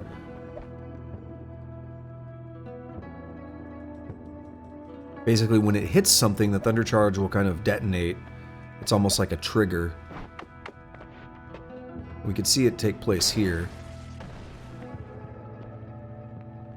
I mean, no, okay, no, it's actually a projectile, my bad. Yeah, but now we're out of them, so if I fire it again, it's just the lightning bolt. And at that point, I was dumb, and I forgot that Thunder Charge, I didn't even notice that Thunder Charge was limited, and I was like, why isn't it casting again? So you'll see me check the wand, like, oh. But I'm pretty much unconcerned by firing this, because it can't do anything to me. I'm immune to electric and explosion. And yeah, there I am checking it. So anyway, back to the other topic. I know this is a little bit scattered. I'm trying to simultaneously explain something as I react to a pre-recorded video. But Luminous Drill, great for reducing timers, or reducing like your recharge and your cast delay. Luminous Drill is a way that you can make like Gatling or machine gun style wands. Chainsaws are better for it, but we have to work with what we get. And in this case, that is a single Luminous Drill so far. Luminous Drills, especially when combined with Ping Pong Path, can be very, very good at digging through anything. Ping Pong Path extends their range quite a bit. But here we have a quad cast, we have the Luminous Drill, we have the double cast and the heavy shot. We have so many good things to work with here. It's like information overload. So of course I bought the Luminous Drill. I don't care about the wand. And I'm really interested in that quad cast, but I don't know if I'm going to get it yet. The accelerating shot, though, has got my interest more. Once again, we have to think about how I've been talking about these bouncing bursts for like the entire run. And now we have 4 different things that are all used to increase the speed of projectiles. It's very much like the game is kind of setting us up to do something with that.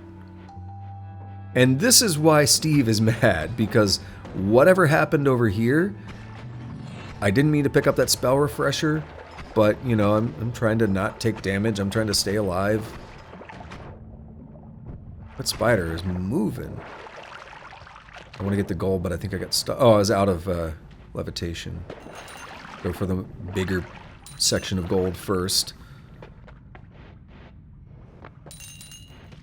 Yeah, so this seed is pretty blessed if you play it correctly. You have to understand how all these things work. You got to make the right decisions. And yeah, in this case, I really relied on those perk rerolls. Took some chances there, but they have been paying off. So aiming arc, I don't think I'd used before. I'm pretty sure I may have used Curse Sphere, but heavy shot's the one that's got my interest. Man, I really want to like rewind and pause on that. I might do some editing to the video itself, but you can pause this if you want to look at the stats on it yourself. I'm just kind of ripping things off the wand that I want or don't want. Electric charge is cool though, because you see that particle bouncing around has electricity on it. That projectile rather than particle. So we can actually make any projectile have an electric damage associated with it now with that electric charge. Given that I'm immune to electricity, I kind of like that. And glitter bombs are kind of whatever. Not a huge fan of them. I couldn't remember if I'd used Pentashot before, so I think you're going to see me fire off glitter bombs until that happens, just to do it. But yeah, it's that heavy shot that I'm really interested in. So I think what you're going to see me do here is build out an initial test of what I might be able to do with the bouncing bursts. So what's going to happen is the Luminous Drill with timer. Luminous Drill extends out for like a couple feet in front of you, and then it shoots from that spot. So it's also a good way to fire off dangerous things like a lightning bolt if you don't have immunity. So, and it has benefits of making things shoot just faster by not as in the speed of the projectile, but the delay, your cast delay and recharge delay go down because of the Luminous Drill's effects. So we're putting all this on here. Light shot, heavy shot. I don't know if I put heavy shot on it yet. I think I did. So much to process. Boom, 100 something damage. 190. Let's get back a little bit more. 220. 3 something. So what we see here, look at that. It's getting funky. 322.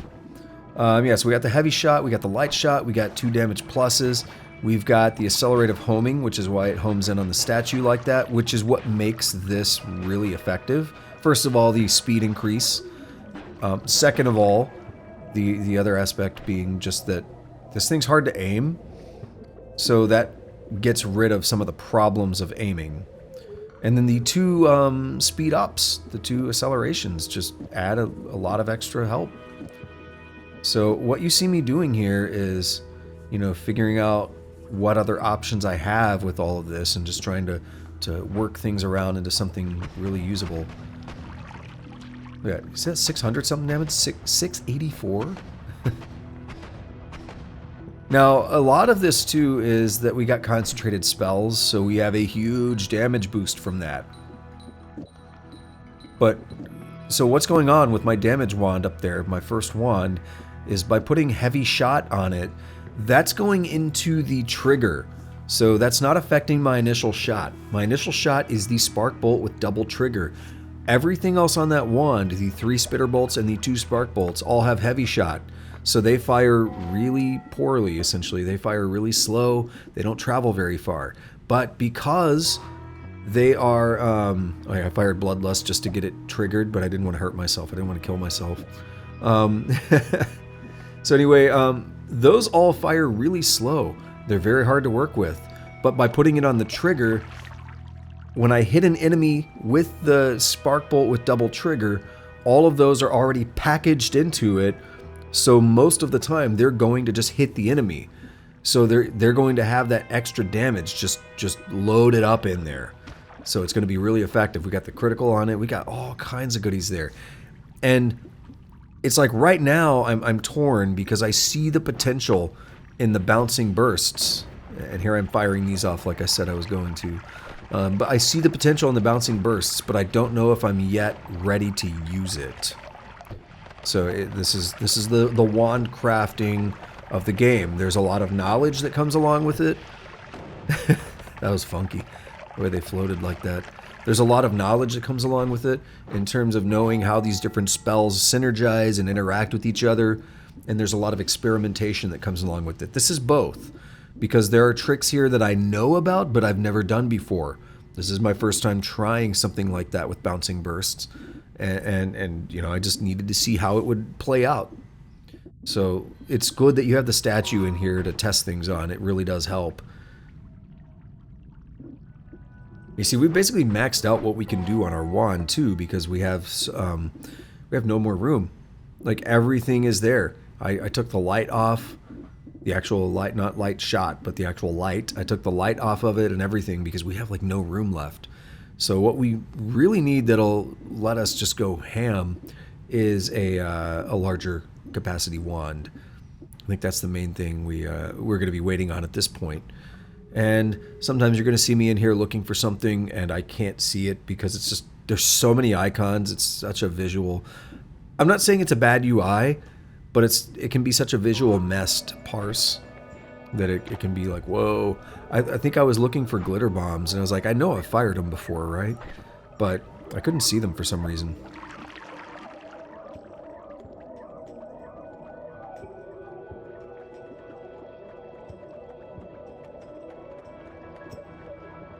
Now I'm thinking a bit about lightning bolts here and what they would look like on the trigger.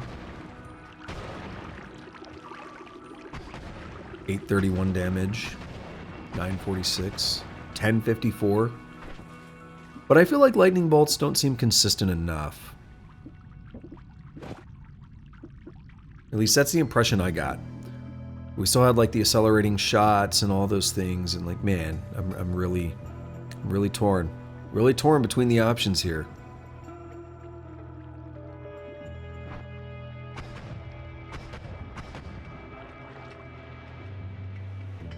Now we have a very easy path to go back up into the jungle because the game opened it up for me. I didn't have to do anything. And one thing we got to consider is, despite going to the gold biome, I've spent hundreds of thousands of gold. I kind of made a little teaser joke about that earlier, but I have actually spent hundreds of thousands of gold now. I think that last re-roll was over 100,000. And, you know, we got about 250,000 in the gold biome, and now I'm rocking 51k. So as crazy as it sounds, we can fall back all the way back down here. As crazy as it sounds, I do need to be picking up gold still, because I don't know what I'm going to come across. Things in the last Holy Mountain do cost like 10,000 or so. So we do want to make sure that, you know, I don't walk in there and end up with not enough gold to buy something god tier, right? That would be very disappointing, very sad if you were to do that, right? Not saying that happens.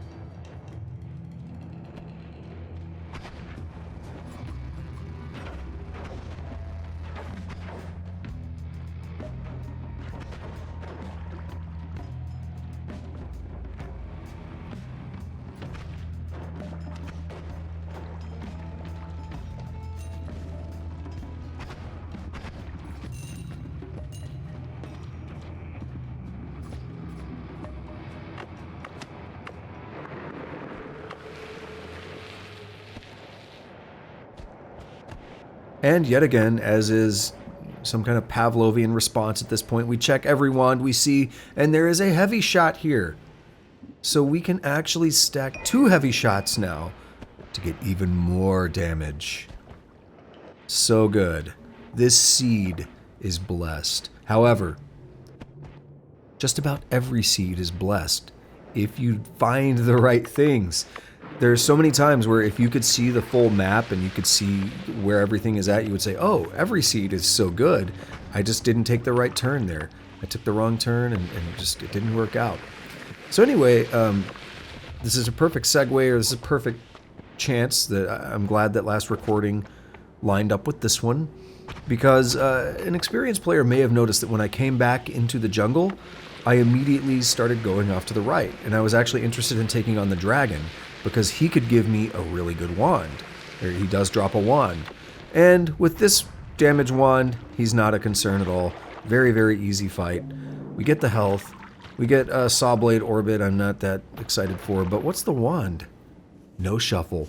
1 spell per cast, negative cast delay, mana recharge time, good mana max, good mana charge speed, 23 capacity. What the fuck, seed? As I said, this seed is kind of blessed. Explosion on drunk enemies, Chaos LARPA. I don't think I've ever used that before. That name amuses me too because I just think of LARPing, live action role playing. This seed has just given me a monster wand. I believe the max wand capacity in the game is 26. We have a 23 capacity wand. And I think that was the last piece of the puzzle I really needed to make something sexy. Let's take a look at, there's your Chaos LARPA. It's fired off in all kinds of directions. We're up to 9 new spells, or 9 new things, because there may be enemies as well, but 9 new things on progress. And Chaos LARPA knockback was in there. There's Chaos LARPA. All kinds of goodies. So we just got like the missing link here to really, really do some good stuff. The dragon, easy fight with a wand like this. Easy fight. Worth it. Super worth it. I don't think he's actually too tough of a boss in general. I don't think he's a boss worth being scared about in most runs, but you know, I could easily see him killing you. So if you're not ready for him, if you have like a moderately good damage wand, I don't see any reason to be concerned about fighting him. And the wand that he gives you, as we see in this case, that's a god tier wand. That looks kind of like a penis. That worm tunnel there. It's like a semi-erect penis. It's not fully erect, but it's like half chub. I didn't notice that before. Okay, so we made it back into the Holy Mountain, and I got some work to do. That's insane. That is one of the more insane wands I've personally ever seen. I know there are better wands out there. I don't have 3,000 hours in the game. I've got 200 to 300. So there's advantages to people who've played more. The recharge time on the wand was a concern, however. I want to draw attention to that again. That was like the only stat that was worse than what I had.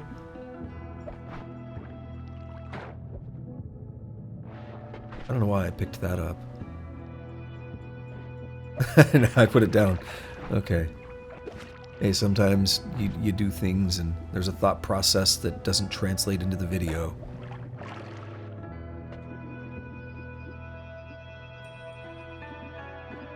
So we're going to add some of these other goodies on here, like this heavy shot, and just, being anal about it. I want them set up a certain way. See how that just like fizzles out? That is heavy shot. That is 2 heavy shots. The projectiles just fizzle out. And I can't really there we go, 1,433 damage. I can't really effectively hit a statue that's that busted. I probably shouldn't be doing that before I can see the statue, because the statues can die. We're regularly dealing 904, 1792, 1808. Bruh. Hit him with the bruh button. So now you got me thinking, what about triple spells? We can regain mana pretty fast. So what if I add another spell on here, like a Spark Bolt with Trigger or something? What is that going to do? Or a Lightning Bolt. Because then the trigger will trigger the Lightning Bolt. So what's going to happen is that Spark Bolt with Trigger is going to bounce out of there. It's going to be really slow. It's got the heavy projectile on it. But then the Lightning Bolt's going to happen. So there's some funky stuff going on here. It's fun to experiment with. Still not really sold on the Lightning Bolt, though. As a part of this package, I'm not really sold on it. What I would do with chainsaws, like a Gatling style, just ugly rapid fire Lightning Bolt would be great. It'd be great. But you see me here thinking about the Luminous Drill stuff, because as I mentioned, Luminous Drills are a way to help recharge time. It does negative 0.17 seconds. That other thing we have on the wand also makes it faster. So we can see the wand is significantly faster. We can also see that the statue is not taking damage. I believe the statue has... I don't want to say I'm pulling this number out of my ass. I read this number somewhere. I don't know if they were accurate, though, but they said around 30,000 health. So at a point, the statue does just break, and it can't take damage anymore. So when you're dealing thousands of damage per shot, the statue breaks pretty quickly, and it's hard to really get your DPS reading.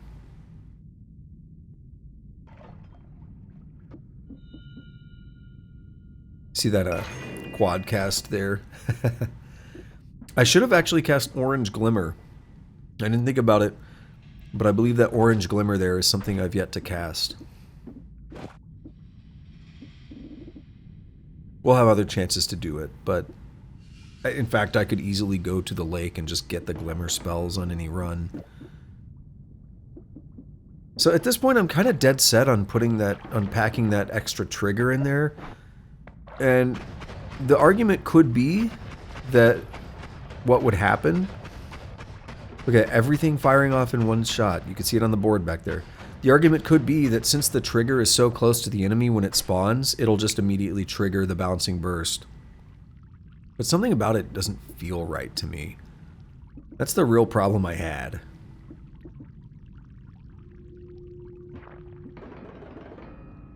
But this is like a really easy... I mean, I say easy, but it relies on getting the right kind of spells. But you can do this with fewer spells. You don't need every single spell that I have here. This is a really easy, like, example of the kind of damage wands you can build and just really, really wreck shop. This is probably the most damaging wand I've built in terms of single shot damages. And here I get reminded about the earthquake effect. I don't remember if I knew it or not, but look at that. Boom. Boom. Just gonna one-shot everything, basically. Except for them. They have shields. You gotta get past the initial shield first. So this is where the build has a bit of a, not flaw, but a bit of a weakness. You got to make sure you land multiple direct hits in a row on those shielded guys to break through the shield and then hit them while the shield is down. And the slightly slow recharge time between shots is an issue, and this acid bro is definitely not fun. Acid is one of the most dangerous things in the game. Acid and lava. Lava can be... they can both be mitigated in different ways. Actually, I'm not sure about acid. Lava can. Freeze field will freeze lava. Let's see, we're only dealing like 1 damage to him until we got a lucky shot. So there, again, there are some weaknesses with the way the trigger works. Sometimes you have to hit things more than once. But as you see, when we hit something and all the trigger stuff does impact, it is obscene. But again, these like little guys like that, you gotta be right. You gotta be pinpoint. Dude like that, ain't no thing.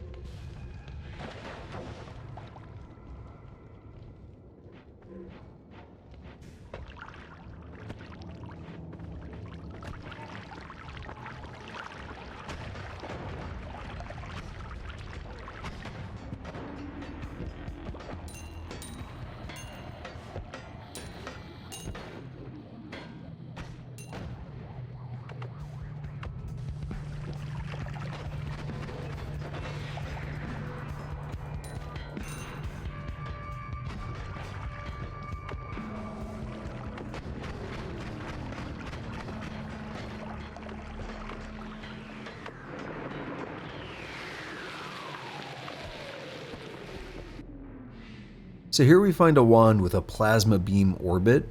I am concerned about firing this wand, but I don't think I've used plasma beam orbit before, so for the sake of completion, I decide I want to fire it. That's one of those things that's risky, and you see it does deal a little bit of damage there. Probably not a great thing to do on this run where I have concentrated spells, because that would make it more damaging, but we got it. We got it unlocked for the completion, and that's about all I want to do with that anytime soon. In fact, one note about that, however, this is a perfect example, just a little bit of like theory crafting or whatever. Look at this. Ooh, I want to explain that too. Take a look at what I just did there. Because I have this all set on the luminous drill with timer, the shot actually fires from the end of the luminous drill. So you will see me doing this from time to time, where I get right up against something like that, and I shoot, the luminous drill goes all the way through it, and then the shot comes out the other side. So I'm able to kind of fire through a wall in a way. It does leave a little tiny hole where the luminous drill, a little tiny slit where the luminous drill went through. But it does kind of let me cheese and fire through a wall, which is pretty intense.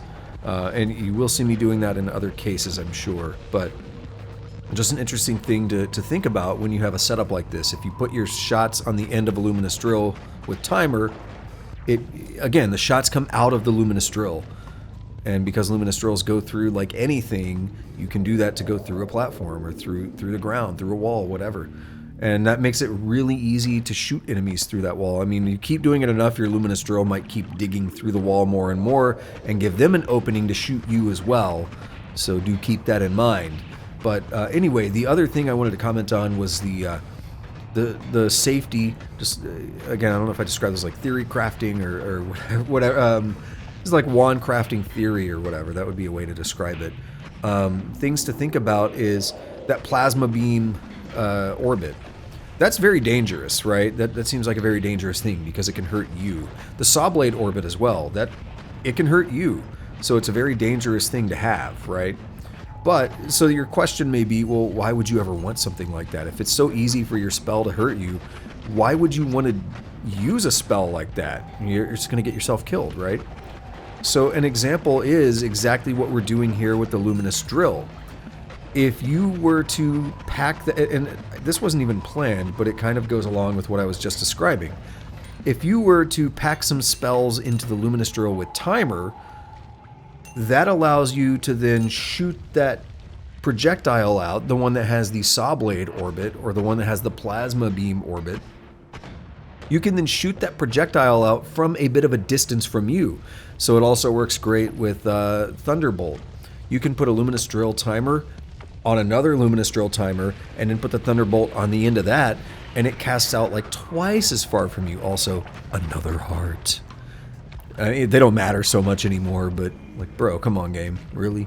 But you could like put 2 luminous drills with timers and then put the lightning bolt on the end of that, and that gives you a really safe buffer between you and where the lightning bolt casts from. There are still safety concerns to be had with that, such as electrifying yourself by hitting the floor that you're standing on or something. There are still issues to be had there, but that's the kind of thing you can do to make these dangerous spells a lot safer. They put more distance between you and the spell, and that's what you really want in the end.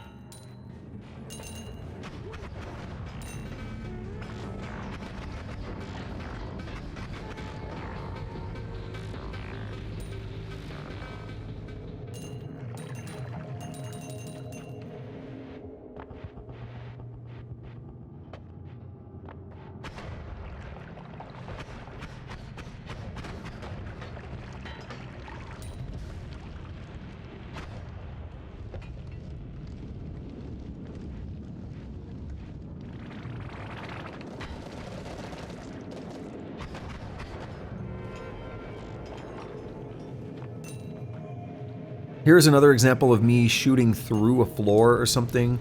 In this case, a lot of the damage is even coming from the luminous drill, but this is just a perfect time to call it out.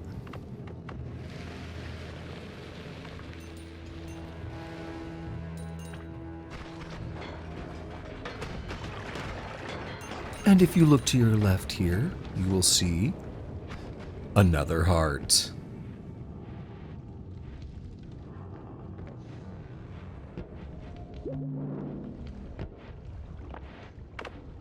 So here we have this wand I decided I wanted to check out, and I thought it'd be fun to just cast it.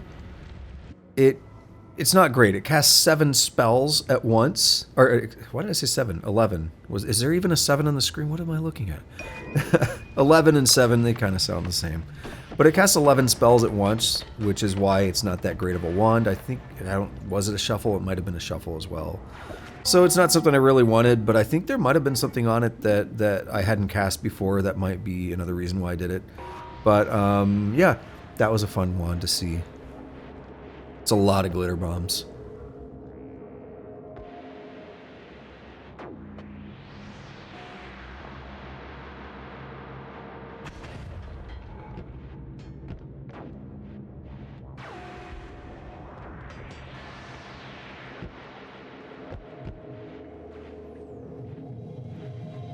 It is time once again for another holy mountain. And in case we forgot, the gods are mad at us, and the game wanted to remind us. So let's kind of one-shot Steve again, but we're having a hard time getting through the shield. Again, that's the downside. You got to get the bounce just right, but once it happens, it's like, all right, bye, Steve. You're gone. Freeze field, projectile repulsion sector. What did I say? Projectile? I don't know what I said. Projectile repulsion sector, freeze field, and I think that other one's no more knockback. I was too distracted by the way I said projectile the first time. So this one's interesting.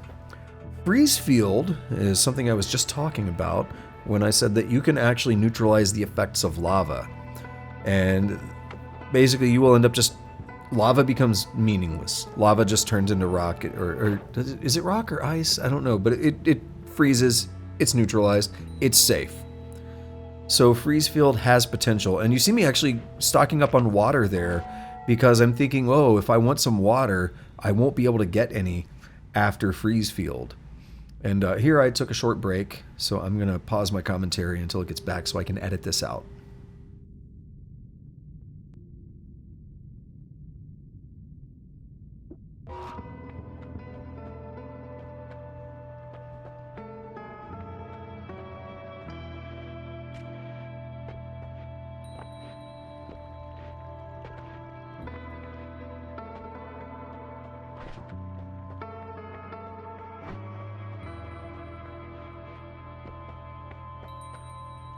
So I decided to do a couple damage tests here with like my current wand setup, because I don't feel like I got a proper damage test before. I'm still thinking about the perks. But we see over 2,000 damage on some of those. We're 1170 something, there's 23 something. It's hard to get the same reading every time because it depends on what actually makes contact. But pretty good damage, pretty solid damage. But it relies on things hitting very specifically, which is the one weakness in it. And I believe here I'm actually going and double checking how projectile repulsion field works. Excuse me, this is repulsion sector, right? And I'll go ahead and speak on it while we're waiting on me to finish. The way it works is it is just a small sector in front of you, but it can stack. You can pick it up multiple times and it gets more and more powerful every time. It also does have the advantage of pushing projectiles out faster from you. Are you paying attention yet? Pushing projectiles out faster from you. So if you have your projectiles coming out of a luminous drill that takes place, that's actually past the repulsion sector, they're not really going to be affected by it. But if they're going through the repulsion sector, they will be affected by it. Projectiles that fly into a small sector in front of you get blown away. So the luminous drill, if you look at the tip of it, it's actually past the sector, so I don't think we're going to get full advantage of that. But if you've been paying attention, you might see what I want to do with it, because how many times have I said it in this commentary so far? This thing makes your projectile faster. This thing makes your projectile faster. This thing makes your projectile faster. We have so many pieces that we can fit together right now. Oh, it's so sweet. Chef's kiss. It's going to be so good, isn't it? And I'm going to test it here, I think, with just a single bouncing burst and nothing else. I think that's what I've set up. Because now it has to travel through the repulsion sector. Yeah, we just bought some random goodies, explosive detonator. All near. That's a new one that I just wanted to get marked on my progress. I'm pretty sure. We have some other goodies. Weakening Curse Melee, that's another new one. And it's like, let's fire this. So it does come out pretty fast. And me checking my progress. I already see one of them at the top. Yep, there it is. I say top middle-ish. Weakening Curse Melee. It's probably down at the bottom. And yep, on the right. It's like a it's like Where's Waldo? Or if you're in Europe, Where's Wally? It's like a scavenger hunt. Where is it? So we could have had like unlimited spells and then like that giant firebolt or something. That would probably be unlimited. We could make some cool stuff with that, but it's like, I don't feel like we need it. I do like the idea of this explosive bounce, because we do have these bouncing bursts and they bounce around a bunch and now they explode every time they bounce. And guess who's immune to explosive damage? This guy. I'm getting some ideas right now. I'm cooking up some ideas with all these different pieces we have.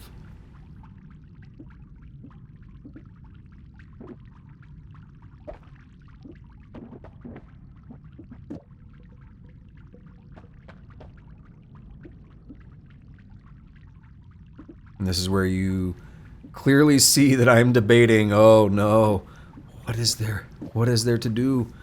So I'm going to move things around. There's going to be a lot of fun in wand crafting here. Wand crafting is really interesting once you start getting into it. And I feel like I cheated myself back when I played this in 2019. I did not get anywhere near this into wand crafting, and I regret it.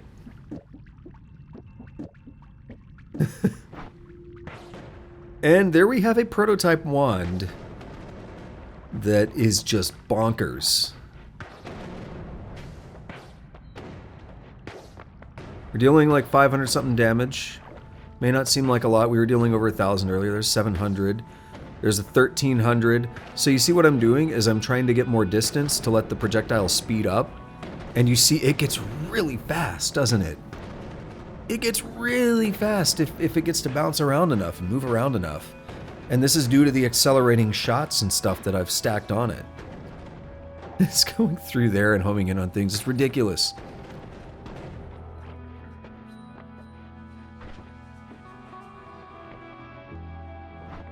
So I think probably by this point, I've already decided there's over 2,000 damage. 2007, yeah, 2076, 19 something.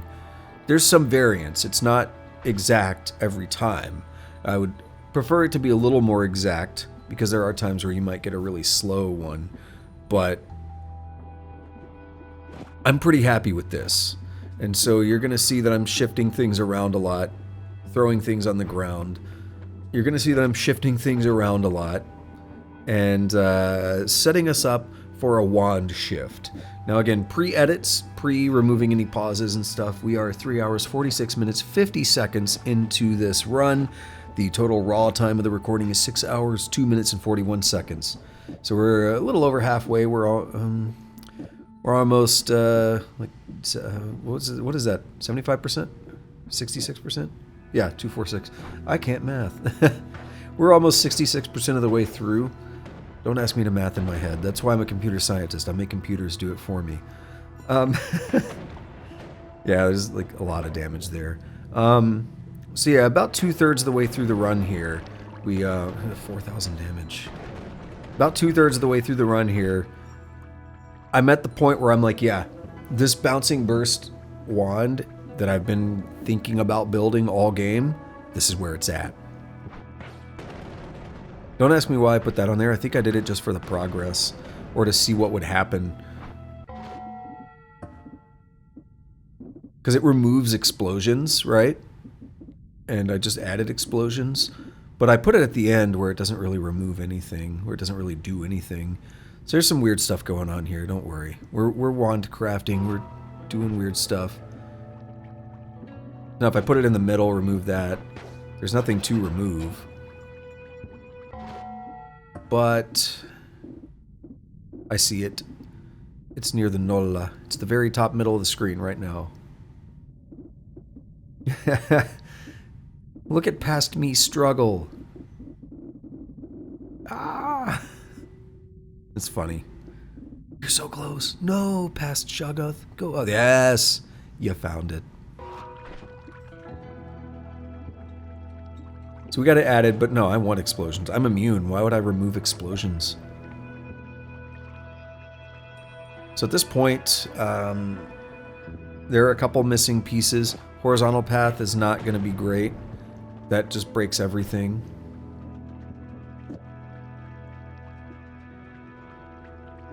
But we have a second bouncing burst. Now, something I commented on earlier is it would be good to remember where I dropped all those bouncing bursts, I believe in the third Holy Mountain. See, even now doing the commentary, I have a hard time remembering the exact spot I dropped them. But it would be good to remember that to be able to go back and get more, because I could put a triple or a quad cast on here and shoot out way more bouncing bursts. That would actually be pretty awesome. But right now we're working with what I have, and I think it's pretty safe to say that this wand is busted. Look at this, barely touched that dude and it killed him. We didn't even get the acceleration on it. I just like touched him with the tip. It's like, ooh, bye.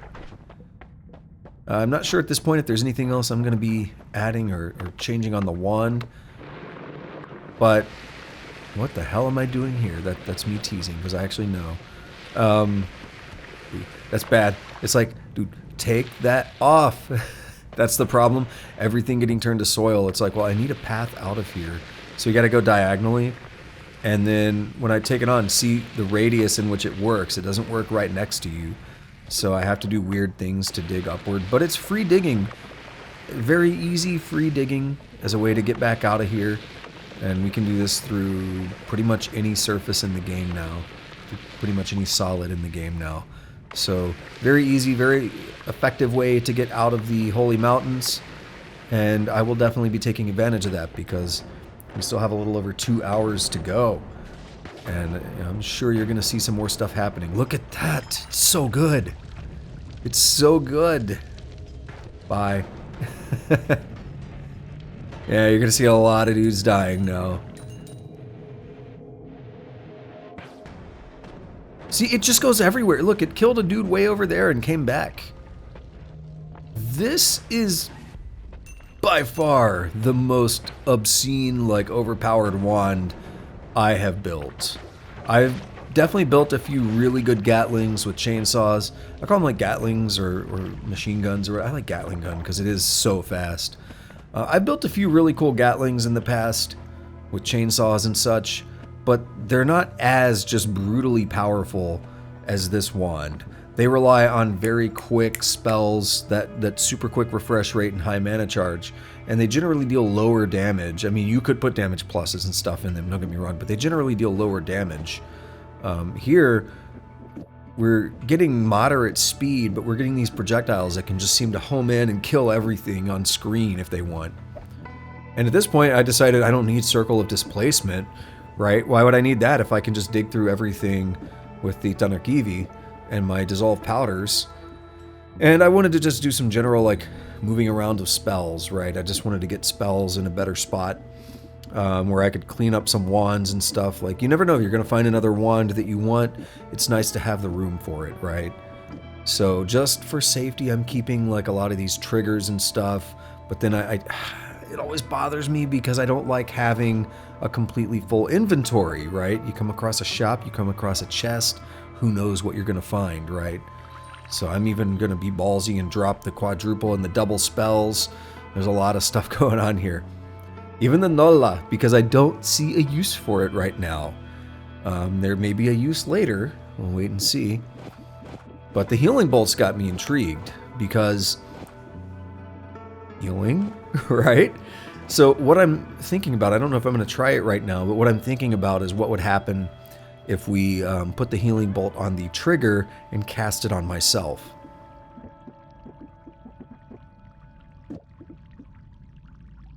And let's see what I'm building right now. It may be just a secondary wand.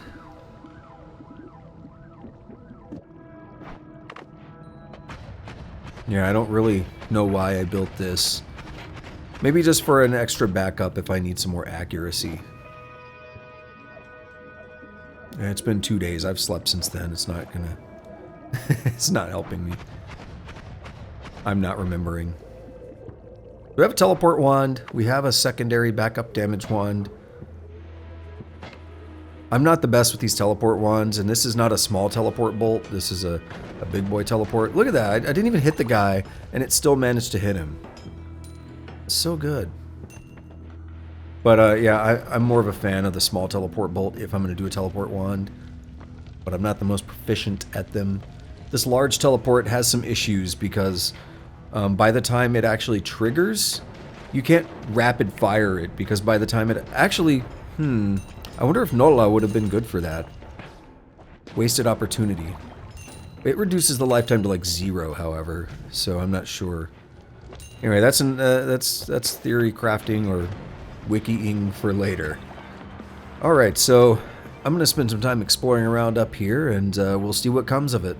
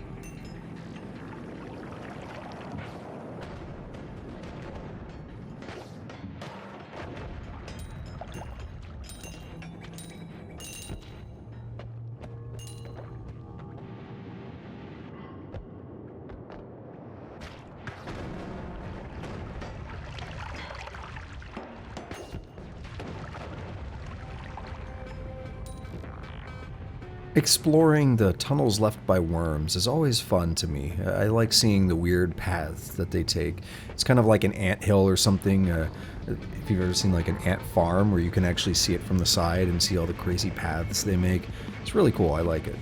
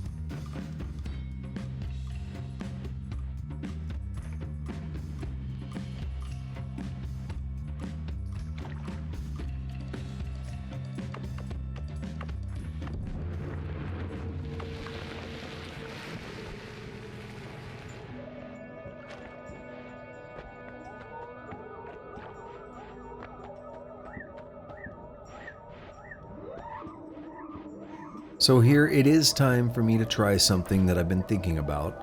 And let's take a look at my health. I have 550 health. So I wonder, is Concentrated Spells going to break Healing Bolt?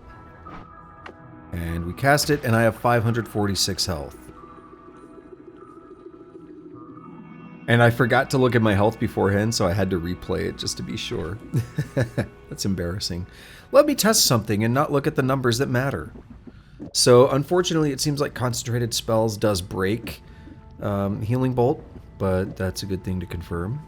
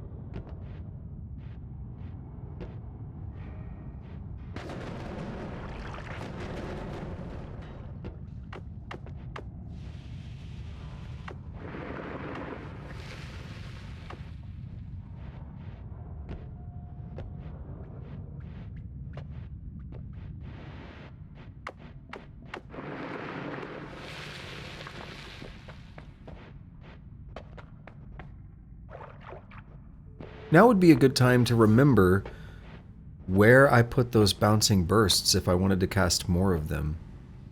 Because I do have triple and quad casts where I could pack more bouncing bursts on the end of my wand and make it even more powerful.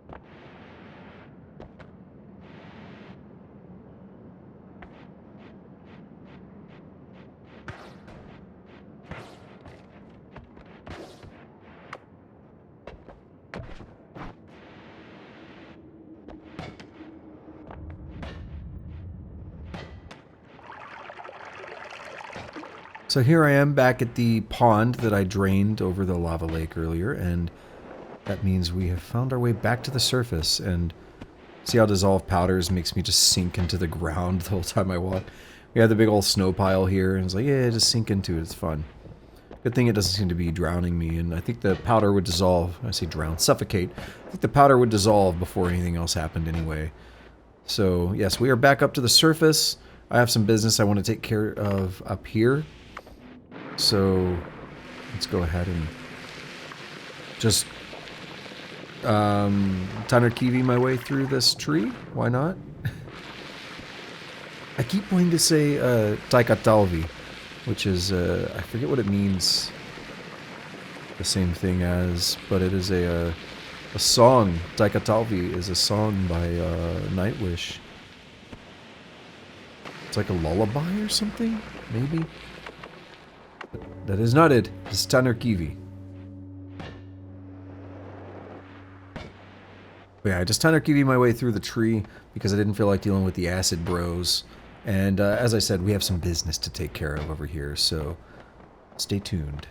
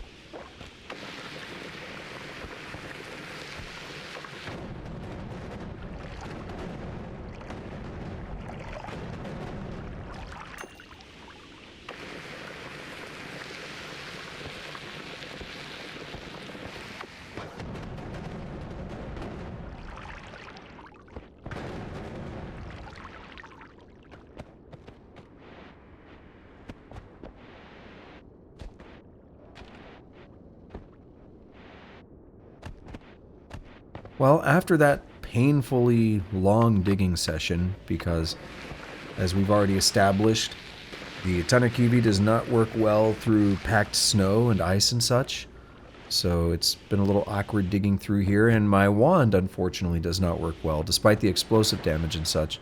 It's very hard to get it to blow up the things I want. So it was a bit of a painful digging session, but if you know much about this game, you probably know what we're here for. I also have another video about this in my Noita playlist where I woefully failed trying this before. We were at a place, the alchemy lab, the abandoned alchemy lab, with an optional boss called the Alchemist, as he is affectionately referred to. And I died on him before, but he unlocked some really good stuff. This is my second time fighting him. And he's a little bit dangerous. He bounces back projectiles at you when he has his shield up. I don't want him to do that to me. So okay, see, we've dealt some damage. I want to make sure that I kill him and shoot him only when his shield is down. Except right there, because his shield is up. And we're having some problems. And I'm like, oh no, don't let the run end. And he's almost dead though, but his shield's up. I got some problems here. Come on, let's not lose. Let's take a risky shot. Boom! The Alchemist is dead. I was very nervous. I realized that I backed myself into a corner there. I was afraid of what was going to happen. I thought the run was over again. But nope, we got a full health regen. It's my first time killing him. And we got wand refresh, Alpha, Tau, and Sigma. These Alpha, Tau, and Sigma are what are colloquially known as the Greek letter spells, although there are many more. There's Mu, there's Omega. I don't remember all of them, but there are a handful where there's Gamma.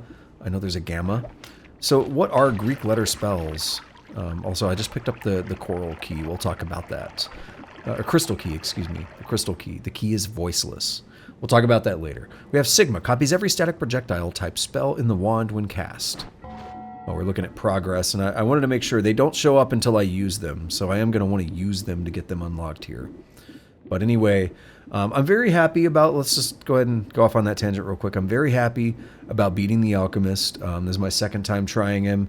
It was a bit of a ballsy move on my part because I wasn't 100% sure, but this wand is not a Gatling wand. It is a one and done. You shoot it once and you do a lot of damage.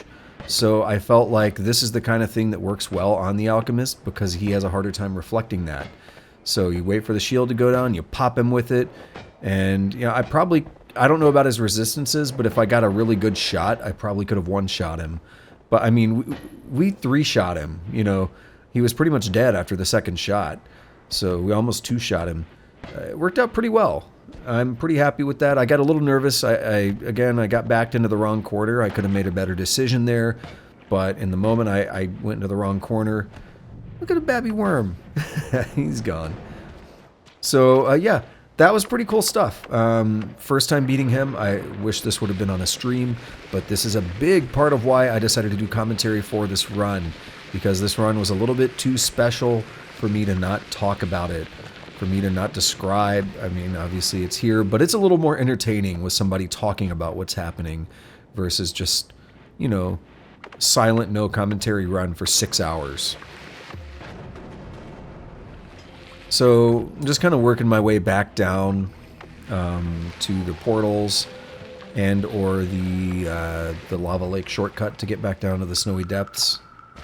Because at that point I don't feel like there's much else I want to do on the surface.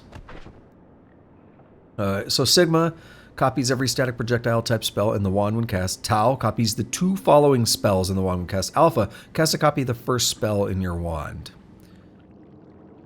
And then am I going to look at wand refresh? We'll describe these in a moment. I'm going to see what my next move is.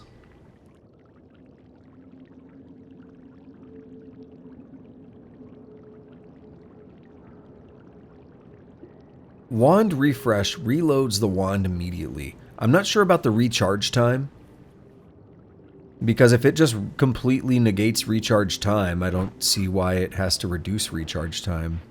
That part seems a little odd to me. Maybe it depends on where you put it. Maybe if you put it in the middle of the wand or the end of the wand, it's different. I'm not sure. Let's talk about the Greek letter spells, though. Again, that's what they are colloquially known as, because there are a handful of them and they are all based on Greek letters. Go figure. So yeah, let's talk about those for a minute. When it says it copies a spell, that gets around things like spell limitations. So what that allows you to do is it allows you to use things like, let's say, a black hole. A black hole has 3 casts, and that's it. But with a black hole and a Greek letter spell, you can copy that spell, and even after it has run out of casts, you can just keep casting it forever. So it's actually really awesome, and that's part of the reason I've been wanting to unlock these and wanting to beat the Alchemist for a while since I learned about it. Because like, whoa, that's really powerful. That has a lot of potential. You could turn a single black hole into infinite digging using a Greek letter spell. So we just got that option on this game as an unlock, and now because I've beat the Alchemist, even though I only saw those 3 Greek letter spells, the entire set is unlocked for all future runs. So that means any run going forward, I may be able to do things like an infinite black hole digging wand. Now, there are pros and cons to this. The first of which is, if you were to look at somebody's run, your seed will be potentially different from theirs depending on which unlocks you have, right? Because if this run did not start out with Greek letter spells unlocked, so what if a Greek letter spell would have spawned in one of the holy mountains that I went to earlier before unlocking them? That means a player that already had them unlocked would have seen Greek letter spells, but I did not. And here we are, by the way, back up on the surface. You bring the key to the music boxes, kick to activate them, and the key is listening. So what we want to do is we want to actually play music. This worm needs to get out of here, but he killed himself.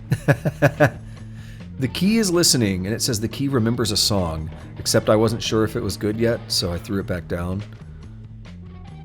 We just let it jam for a little bit. There are 4 music boxes on the surface here, and we want to take it to all 4 music boxes and play music. That's it. I wasn't 100% sure that I was going to do the full quest, but I wanted to open up the possibility. And I thought, well, this is my first time beating the Alchemist. This is my first time getting the key. So let's go ahead and at least try this. I mean, what's the worst that could happen? The full quest involves taking it up to a sky area that's actually, to my understanding, pretty difficult, but I think I might have been able to handle it with this wand. But, it's beside the point now. I wasn't sure yet if I was going to do it, but I wanted to set myself up for it, that's all.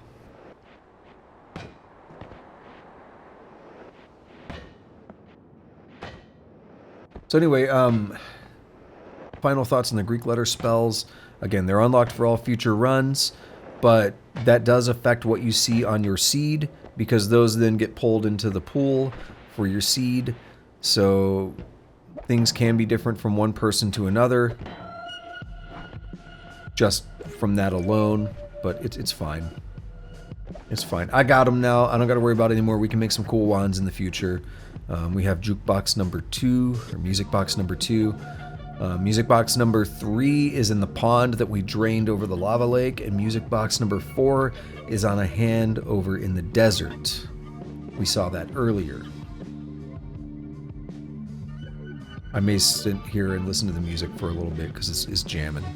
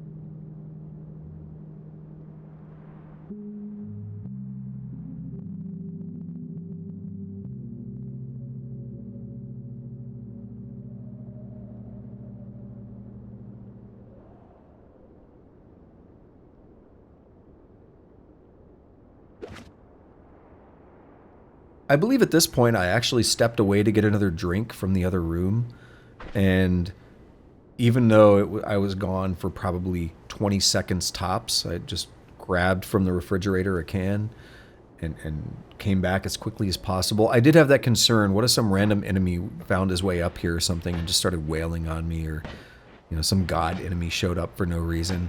That would have been very disappointing. But I mean, I could hear the game from the other room. I knew I was pretty safe, and I was gone for a very short amount of time. So we got the third music box out of the way, and now it's back to the desert for the hand statue thing, where the fourth music box is, to go ahead and activate the key, get like all 4 songs memorized by the key. If we wanted, we could definitely go into the temple and fight the boss there, but I didn't see a reason to do it right now. I don't think it's going to really unlock anything new right now that I care about. And again, I just didn't see any point in doing it at the moment. We're going to come back by here anyway, so if I want to, I can do it then. We should be almost back to the hand, but it's easy to underestimate like how far things are in this game. It takes quite a while to travel from one end of the map to the other. Here are the scales. They're kind of broken at this point, I think. Caused too much damage when I went through. I think those were the scales. And here's the hand, with a suspicious lack of a music box. Now, I made a mistake a few minutes ago when I was saying I would have maybe been able to do that quest with this wand, like in the difficult area. I kind of spoke a little bit ahead of myself. But if you remember, way back when I went to the gold biome, I noticed, wait a minute, the music box is gone. Yes, that. So, I didn't notice it when I was playing this in real time. This was the first point in which I noticed that the music box was gone. I didn't see that before. It didn't even cross my mind. And now, I spent all that time running around trying to make this stupid key, learn all the songs, and the music box was just gone. I have no idea why. Did it take a little bit of damage and then that despawned it? Like from maybe the essence of Earth or something when it was exploding? I have no idea, but I'm kicking and causing earthquakes out of rage because that is extremely disappointing. That is extremely disappointing for me. I have no idea what I'm doing over here, but yeah. Very, very sad about that. I may have actually tried going up to the sky place with the fully set up key. That would have unlocked some very interesting divide by spells. Had I managed to take it to the coral chest up there in the sky area and use the key on the chest. That's an interesting one as well, because my understanding is that the chest itself can be destroyed, so you got to be really careful about enemies, because you need to use the key. If like an enemy shoots or something and destroys the chest, you don't get to open the chest and get the divide by spells. It's pretty brutal. But yeah, we lost out on that opportunity for this run, unfortunately. I'm still raging and kicking. I mean, I'm not like actually raging, like I'm not screaming at the game or anything like that. It's just like frustrating. So it's fun, we got a long journey back, so it's fun to just kick things and blow things up, right? What's the worst that could happen? There's no way that I'll lose the run by like kicking and something falling on me, right? But this is something I haven't really explored on any of my runs. I believe this chasm here goes all the way down like to or as deep as the last boss or something. But this is not a good spot because we found extremely dense rock. But I believe there's a snow chasm on the left and there's this chasm over here. I believe it does go down like stupidly deep. This one might be what leads to what's called the Wizard's Den, which I haven't really explored before, but pretty dangerous area. Something I'll have to do at some point. There is a boss over there, which to me sounds pretty scary. The boss, I know it has a mechanic where it has 2 orbs, like 2 sets of orbs, like maybe red and purple or something, or I don't know what colors they are, but there's 2 different kinds of orbs floating around him, and shooting one set of orbs is good, shooting the other set I think is bad, so you only want to shoot some of the orbs, and then keep those off of him, and then shoot between the other orbs to damage him. And he has like 3 phases where he keeps getting like tentacles and crazy stuff and getting more and more dangerous. Sounds like a crazy boss. And to me, just from what I know, that sounds like it's probably going to be the second hardest boss, maybe? With the hardest boss being what's known as the Wand Connoisseur, and who is actually right over there where we just were. If you cross that bridge by the lava lake... Oh, and I think, by the way, I think the reason I took the portal was to look for more bouncing bursts or something. I'm not sure. I did get return here so I could cast it, but I can't cast it because this holy mountain is broken. But anyway, if you cross that bridge by the lava lake and go into the temple over there where the knowledge is at, the true or the familiar knowledge orbs, if you get that orb, it actually spawns the Wand Connoisseur boss, and he is regarded by, I think, a lot of people to be the most difficult boss in the game. But you can beat him with some pretty easy tactics. There are ways to just insta-kill him, basically, that are very easy. But I think some of those ways also don't count as kills in your statistics, so depending on what you want, you have to consider how you kill him. Now here, spell refreshers kind of don't mean much anymore because of the Greek letter spells that we have, so that's cool. And again, I'm still looking around for new spells, new things that I might want to buy to make my wand even better. Like, how about an electric charge? Because I never totally didn't have one on another wand somewhere, and then, you know, I totally didn't drop it in the water in one of the other holy mountains earlier. But now we can put electric charge on this thing, and look at the board back there. Boom, it's just so many things. So yeah, now that has electricity on it, it's even crazier. Why not, right? Why not? Circle of Displacement just be chilling up there too. Just be chilling.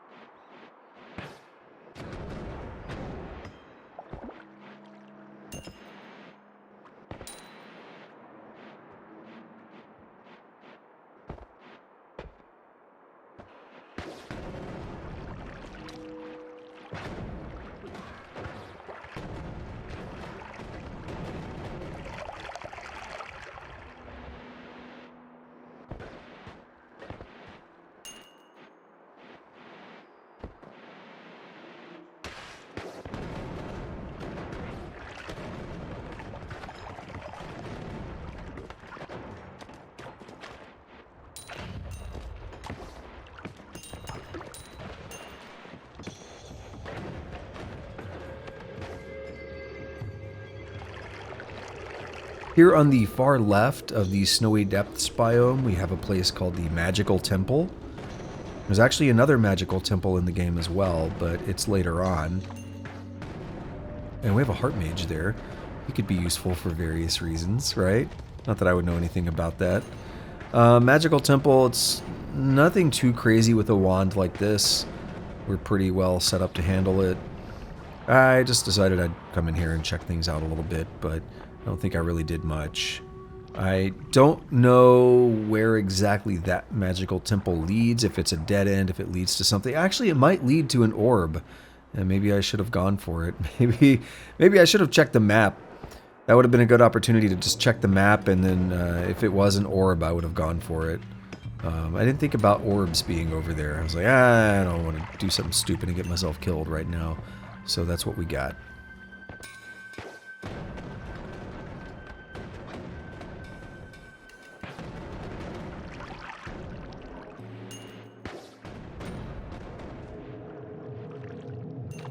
Now, if I were ever considering something like adding more bouncing burst projectiles to my wand, it'd be a good chance to remember that I actually dropped a few bouncing burst projectiles to the left of this holy mountain where we just dropped in. It was totally on the screen when I got in here. 5,110 damage? Damn. It would be totally great to have noticed that and picked them up right there instead of, you know, maybe scouring for them later or something. That would just be really dumb of me, really unfortunate, right?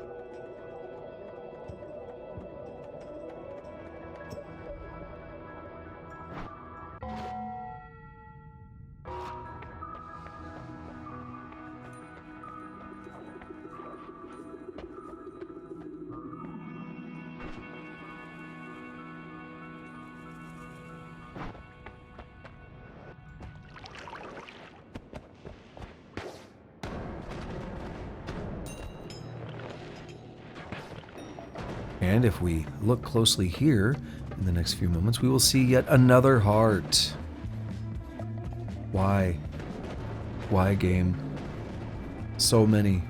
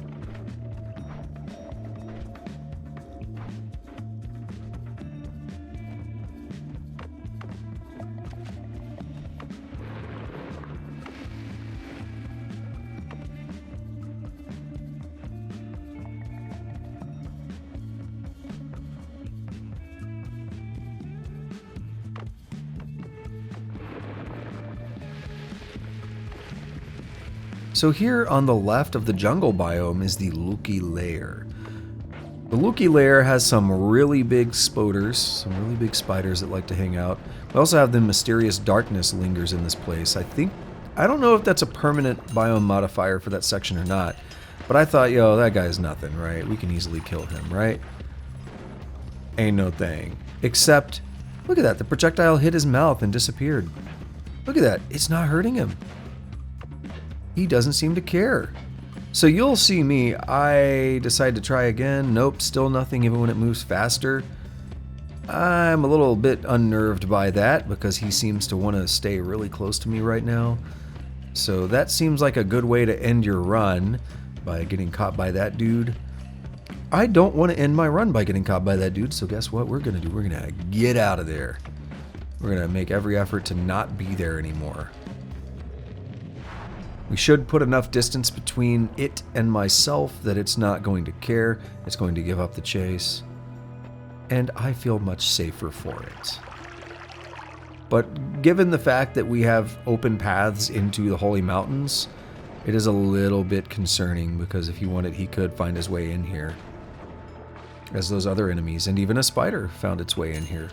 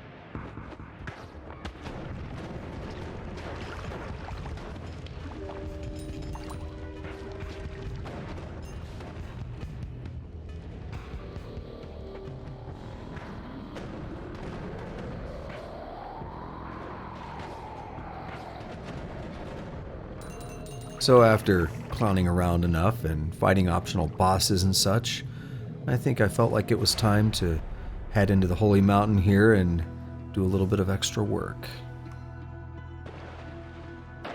One thing I wanted to check here is the electric effect, because it seems to take a while to show up on the wand, but I did notice it happen a few moments ago in some water, and I was very curious to see that in action.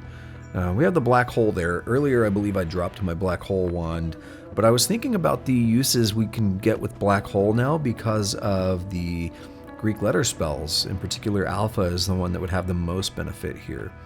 So we're probably going to want to take advantage of that for infinite digging. That's a little more effective than the Tannerkivi and the Paha Silmä. I also started thinking about what would happen with a wand refresh. Let me tack that onto the end with a triple cast, and then it should make my wand a little bit faster, right? Hopefully. And then we break the worm crystal. The worm crystal has shattered. You feel less safe. Now, I don't quite know what that did in this case. I remember when the worm crystal was added to the game. Back in the day, worms could just dig through the temples, and they still can. But back in the day, worms could just dig through the temples. Okay, see, look at this. The refresh just breaks the wand. You don't want it on the or you don't want it in the middle there. It doesn't allow the triple cast to happen. It just breaks the wand. Very, very weird. So then I put it on the end of a luminous drill to further reduce cast delay and such. And look at this.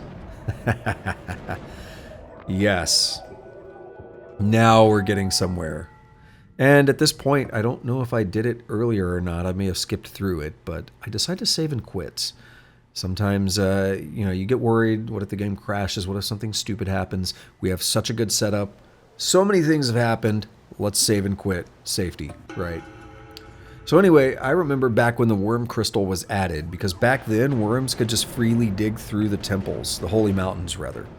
They still can dig through holy mountains, but the worm crystal was added to make it less common, to discourage them from going through the holy mountain. So I believe just shattering the worm crystal makes it more likely that worms will dig through here, and that's okay. We've already angered Steve. It's not going to change anything. Trying to buy the black hole, but I had to get through the firebolt. So yes, Greek letter Alpha casts a copy of the first spell. We gotta move stuff around. We're too low on storage. Too much happening here. But I wanted to try this and demonstrate it. So we want to put the Alpha there. We can put Giant Firebolt and check it out. So we cast it once, that drops it down to 19. We cast again, and if we look at the board, I don't know if I have it on screen when I do. No, I don't. That doesn't change it to 18, though. We've cast it 3 times, we're at 18. Instead of 17. So we could do the same thing now with Black Hole. We cast it, we're down to 2. Still at 2. Cast it a 3rd time, we go down to 1. Cast it a 4th time, we're still at 1. Cast it again, and we'll go to 0. That barrel's like, hey, what's up, you want to play? Boom. Now we're at 0 black holes remaining, but I could still cast it.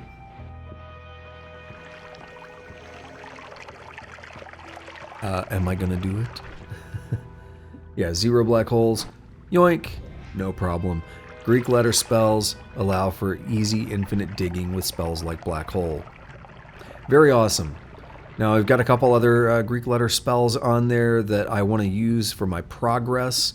So you are going to see me do that maybe right now, maybe in a little bit.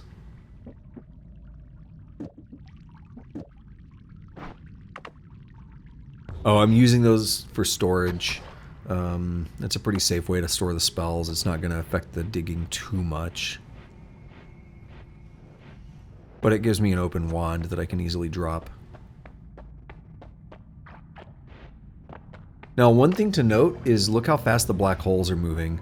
I think concentrated spells has something to do with that, as well as the repulsion sector.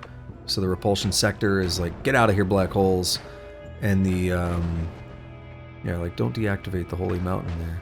But the repulsion sector is pushing them away pretty quickly as well.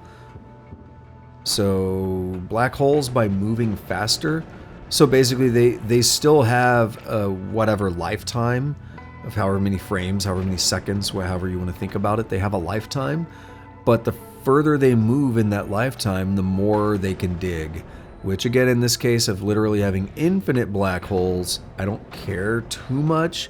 But look how fast and effective it is at digging now. It's ridiculous. I love it. So yeah, here we are in the Temple of the Art, the next to last, or the last real area of the game. The next area is just the last boss.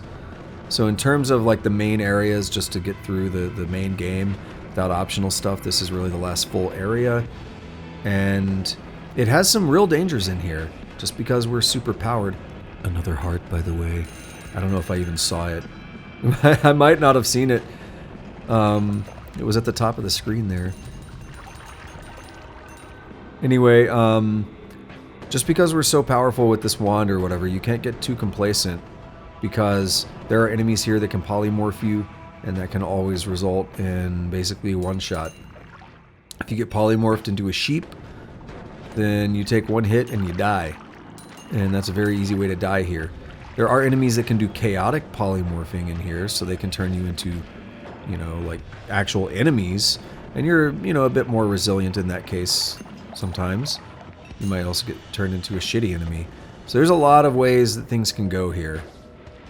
He blocked it and still died.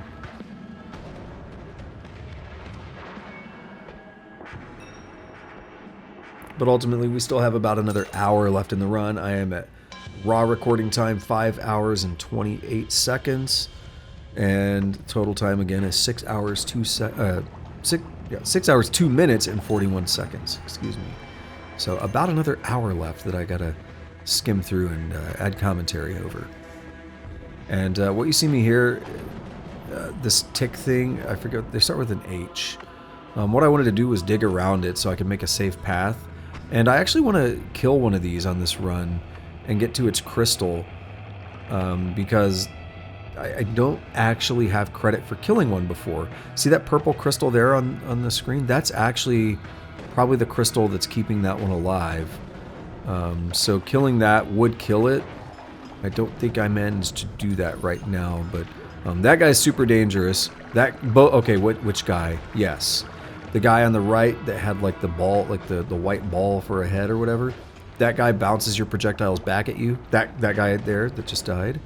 But the other guy on the left, the little like ghost dude that also showed up at the same time, he does chaotic polymorphing.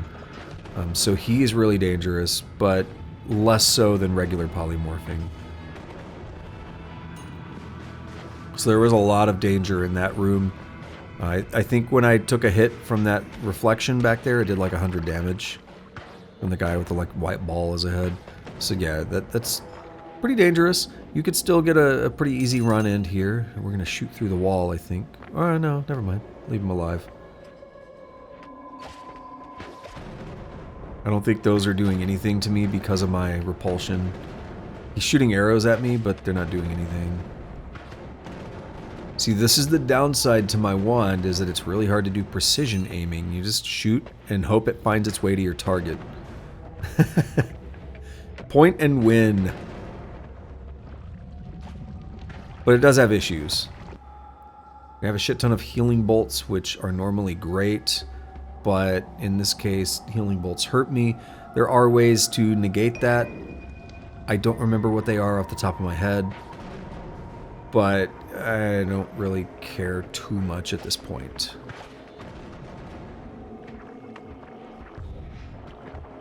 You'll notice I have moved on. I have progressed from the Tannerkivi. There we go. We got polymorphed.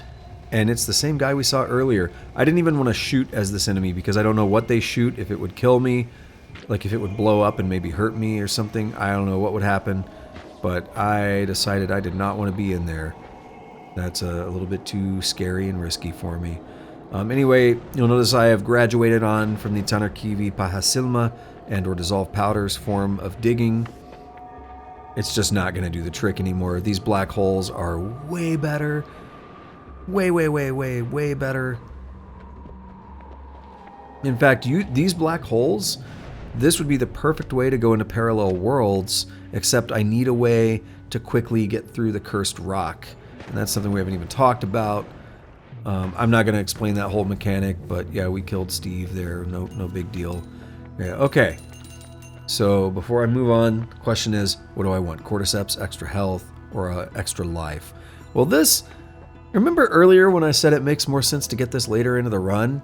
How about if you have maybe already exploited a heart mage, and now I have 1,275 max health? Did somebody say busted? We got eggs, we got another damage plus, we got another damage plus, we got nukes, we got another refresh wand, or refresh spells, or no, that's not it. Reduce recharge, that's it. What I was trying there was to see if the wands would fall if I broke the ground under them. They do not, but I was very concerned by whatever the hell that is. I think that's actually just a thing that holds the worm crystal, but I thought it was some kind of like gold worm digging its way through or something freaky. It looked like some kind of alien or something. I didn't like it. There are wands here. There are very, very good wands here.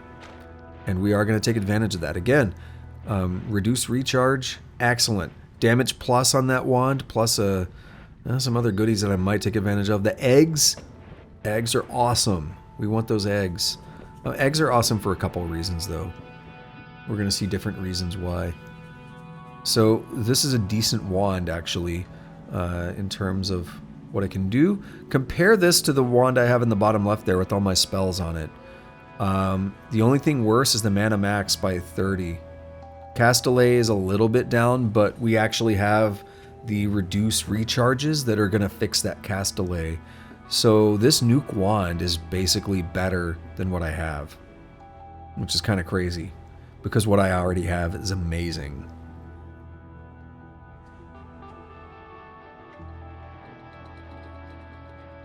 So you'll see me here like going back and forth a little bit, just thinking about my plans, not really paying attention to my money.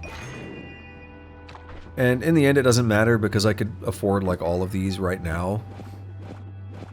But yeah, the first thing I wanted to do is get this reduce recharge on there. Again, this is exactly what I was talking about. Notice it does 0.17 seconds of cast delay and 0.33 of recharge. So now we get this brutal, like just rapid effect.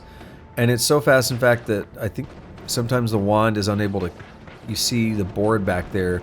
If I run out of mana, it just gives up after like the recharges and the critical. So it can't actually fire at that point, but it's okay. We can make it work. Get the triple there. And then this brings us to the damage plus, I think. Yep. We're buying this for the damage plus. There's all kinds of other goodies on there. Oh, wait, not yet. Another... There's so many busted things going on.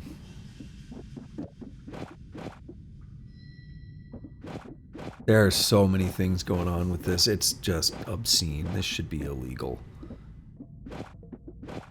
Yeah, 3 damage pluses now. We can really just fill the screen with these bouncy homing boys. We have a win button, basically. I do want these hollow eggs. Let me explain hollow eggs real quick. They pack... Or no, those are just eggs. Oh, never mind. They're not hollow eggs. Excuse me. These actually summon creatures, but these eggs still have another usefulness. We'll explain that one when the time comes. But hollow eggs are interesting because they cast a spell. Instead of summoning a creature when they break, they cast a spell. And why do we care about them casting a spell? Because you can pack spells inside of them. So I could put, let's say, hollow egg, and then the next spell is a nuke. That hollow egg now has a nuke in it, and when it breaks, it casts a nuke. It blows up as a nuke. Pretty cool. You can do some cool stuff with that. We do have small teleport bolts, so I'm going to upgrade to that because it's a little easier to work with. We have a bunch of spells here. I'm trying to figure out what things I have and haven't used before, so I can get them on my progress. I definitely want the damage plus going on my wand. So we're going to slide that over. One more comment on the hollow eggs, though. Packing into a hollow egg works like any trigger or whatever, you know, multicast or whatever, so you can pack 10 spells in there if you want, you know, as long as you have the multicast and stuff to make it happen, you can do it. Why not? That's pretty cool. Casts a wand. It's a magical wand. Like, if you look at the shape of that, it's supposed to be a wand, and then it casts the thing from it. A spectral wand, that's what it said on the description there. And we have Susi at the top right, and then I couldn't read that. I could pronounce Finnish, but I need enough time to read all the letters. I'm not proficient in the language. I studied it a tiny bit, like a decade ago. I don't really know much of anything, to be honest.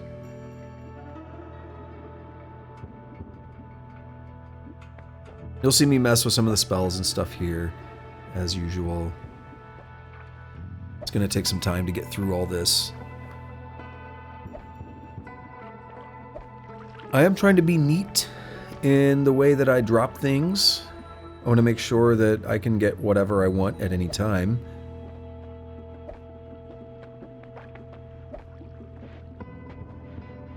Although I should have dropped that with the other one.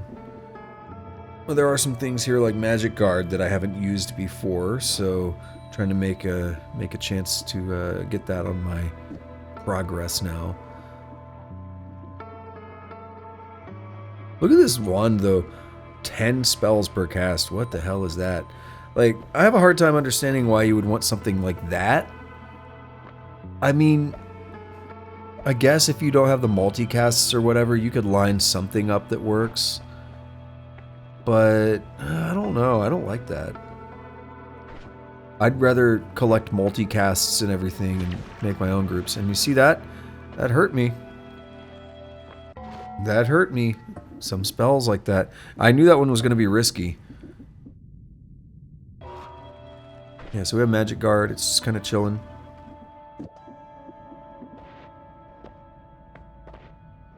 And yeah, that's it for that wand. Now I think there's probably only one wand left that I care about. Does that have... No more damage plus?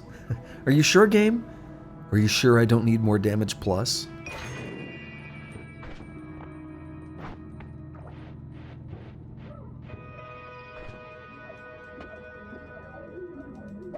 I could fire a nuke. I have fire immunity. I have explosion immunity. I do not have gravity immunity, and by that I mean if the ceiling falls on me, that could do a lot of damage and kill me. Nukes have a tendency to do that, to, you know, knock loose a bunch of matter and create problems.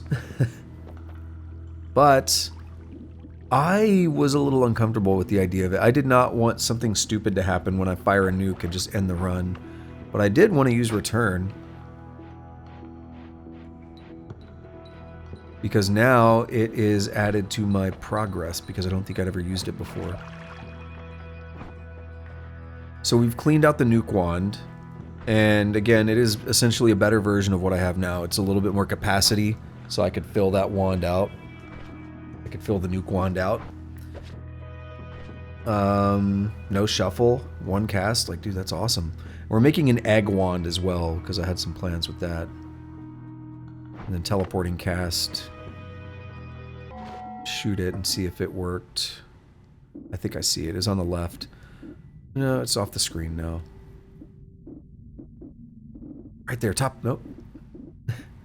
It's like top left. Go. So I'm going to mess around with some of these other spells like Sigma and Tau. I want to get them added. So Sigma copies like everything else. So we see that it's casting. So what's actually happening, you can't really tell, but it's casting 2 spitter bolts. It's trying to get a look at what was happening there, but it's a little hard to see. That seems disappointing, but it's because I'm not like doing much. Or no, the Sigma copies everything. Tau copies 2. So you see right there, the board in the back only showed Tau, but it was still firing a spitter bolt. Even though the board only showed Tau and no spitter bolts or anything else. So you can see it's clearly executing. So here, I'm trying to figure out, can I make it just, like let's see what I can make happen, right? With a Tau setup. So yeah, you could see the different firing groups. The first fire is the oh, it's supposed to be the triple cast. Yeah, never mind. Hang on. Let's see. Let's see. It didn't work how I expected.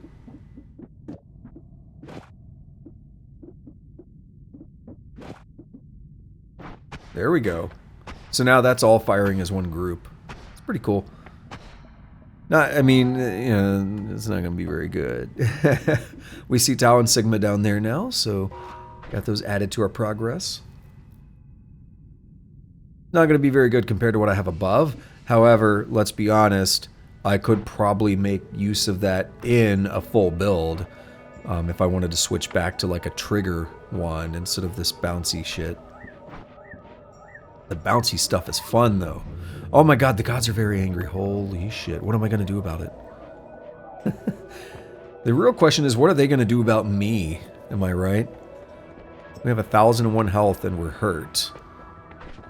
We have some busted wands. So we're going to dig our way back up into the Temple of the Art because we're not done up there. Look, that one black hole went all the way up here. How busted is that? So yes, we're going to come back up to the Temple of the Art and explore around a little bit because why would we be done here yet? Come on. Come on, man. We are 5 hours, 15 minutes, and 24 seconds in to the raw recording, again, out of 6:02:41. Still like 45 minutes to go.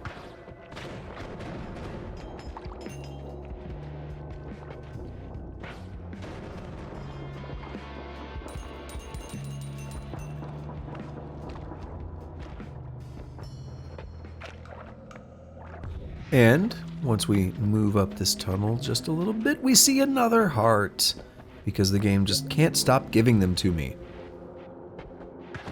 I already called out the seed earlier, but I think I make a special point to note the seed at the end of the run, because like, wow, this seed just blessed me.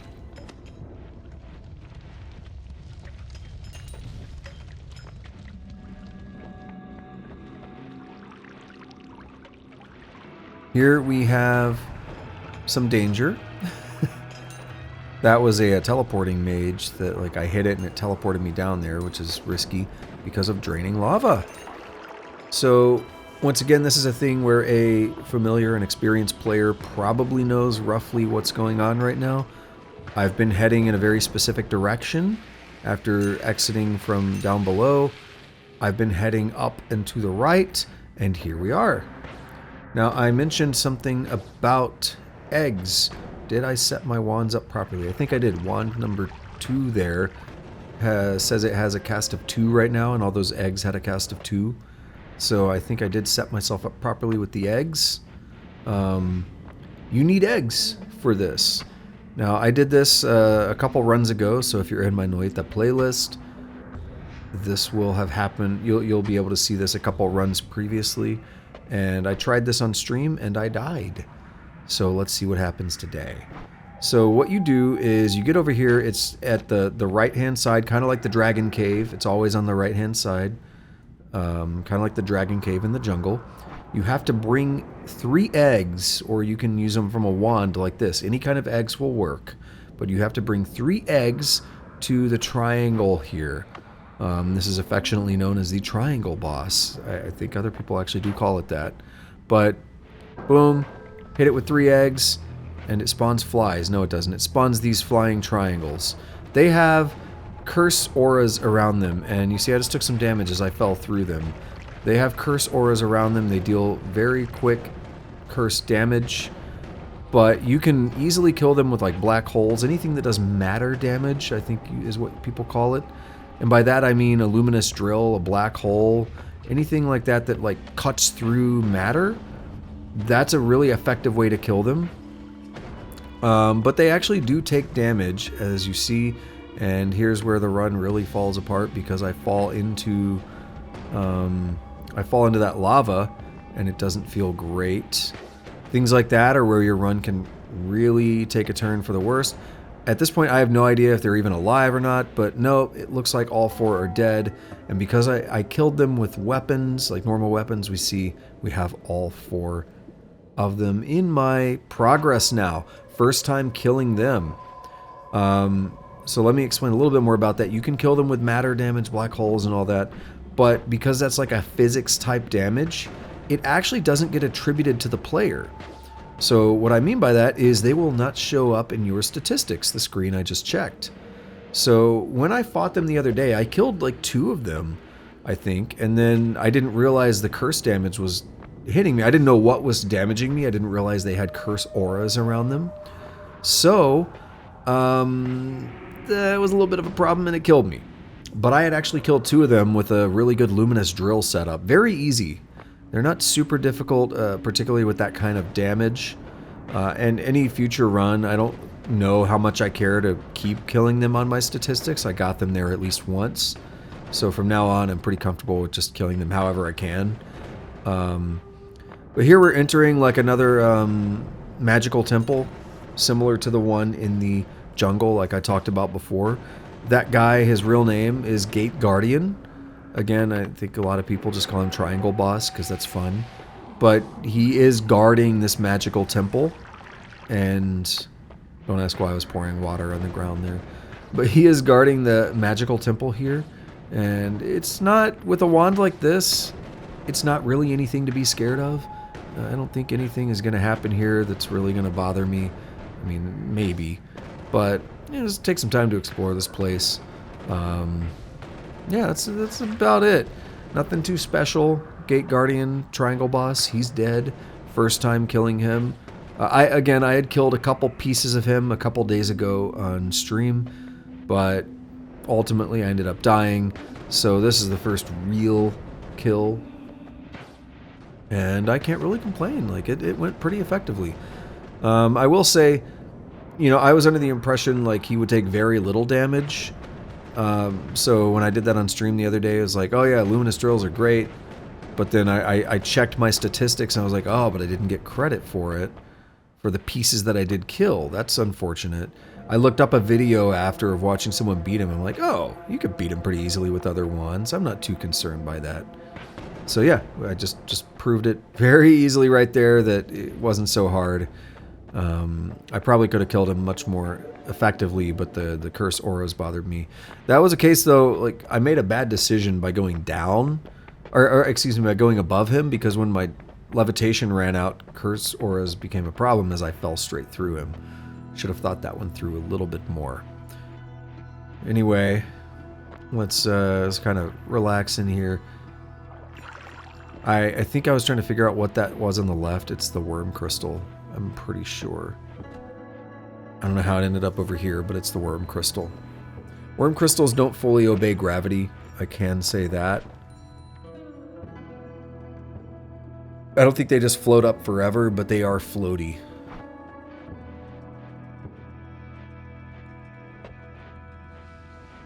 So at this point, let's see. Oh yeah, because I lost my teleport wand by doing the eggs. So we're gonna get another teleport wand put together. Mess with some spells a little bit. Once again, it's the same problem of having so many things. Like, I don't know what to do with all this, right? There's so much. We use the black hole wand as storage, right? We don't need auto-aim. We've already got the homing thing, but I do want to put auto-aim on and just fire it just to make sure. Just to make sure it's on my progress. See, we have 32 new things on progress. I mentioned it hours ago now that I was going to get a lot of progress on this run. I was really going to focus on trying to build that up a little bit. And as you can see, it's been very effective so far.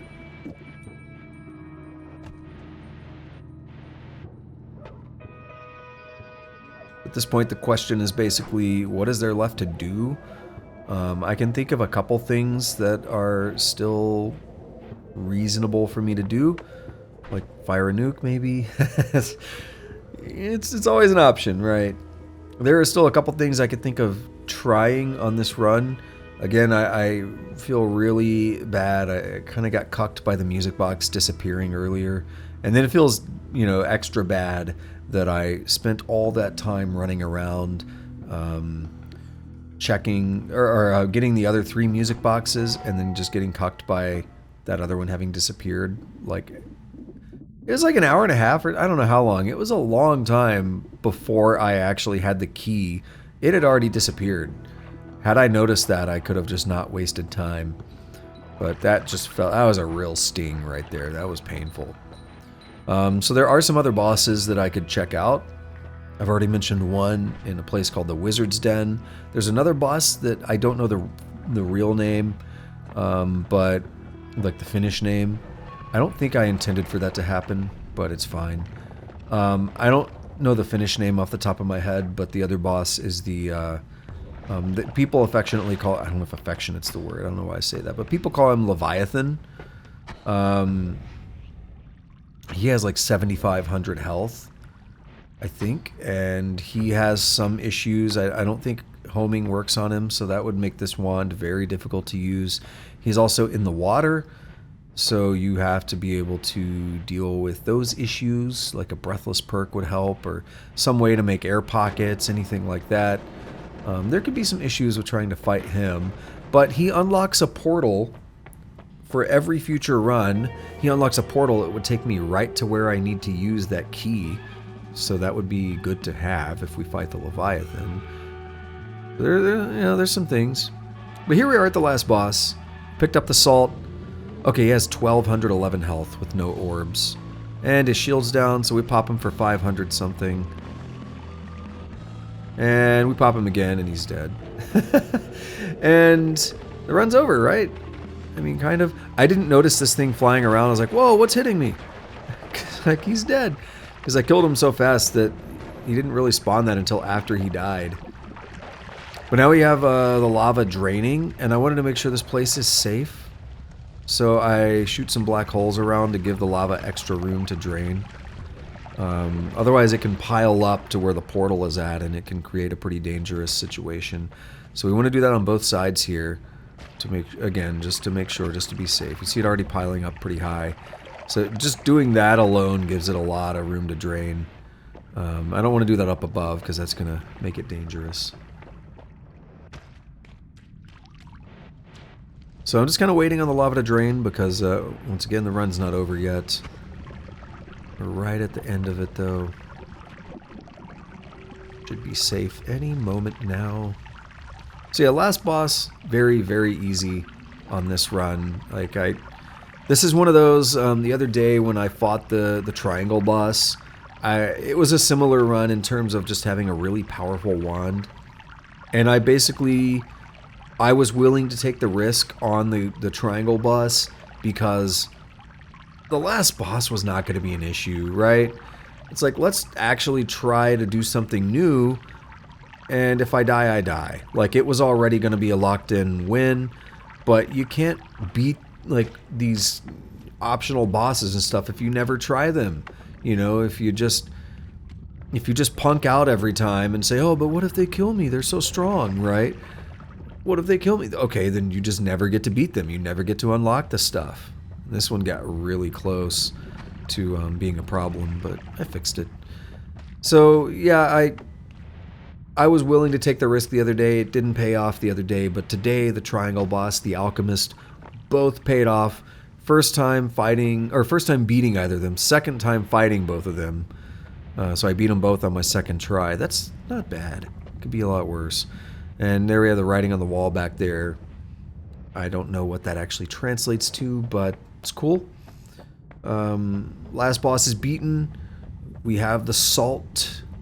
And that's it for a normal run. You go through that portal and you use the salt to complete the work, and you win. But I decided I wasn't quite done yet. So what else is there for me to do, right? I mean, I already talked about some bosses and stuff. The one in the Wizard's Den, the Leviathan. Let's see what happens.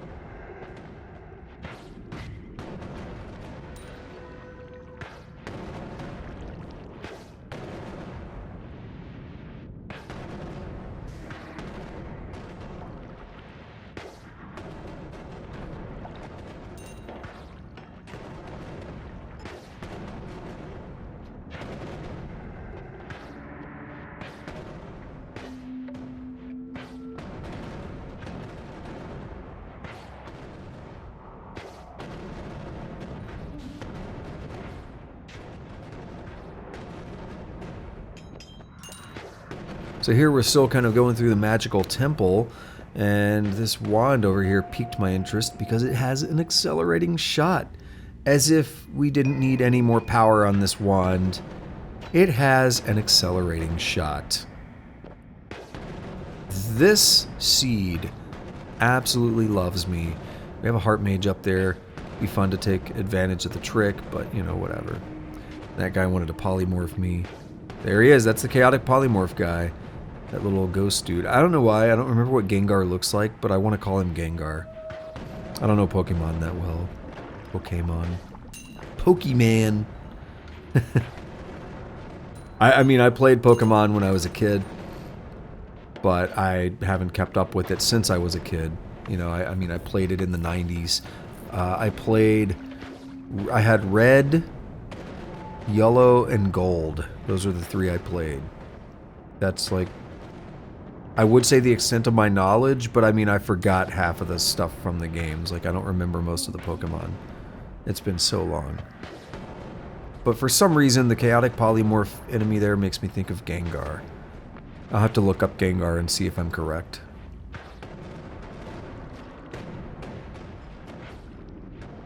There's another one.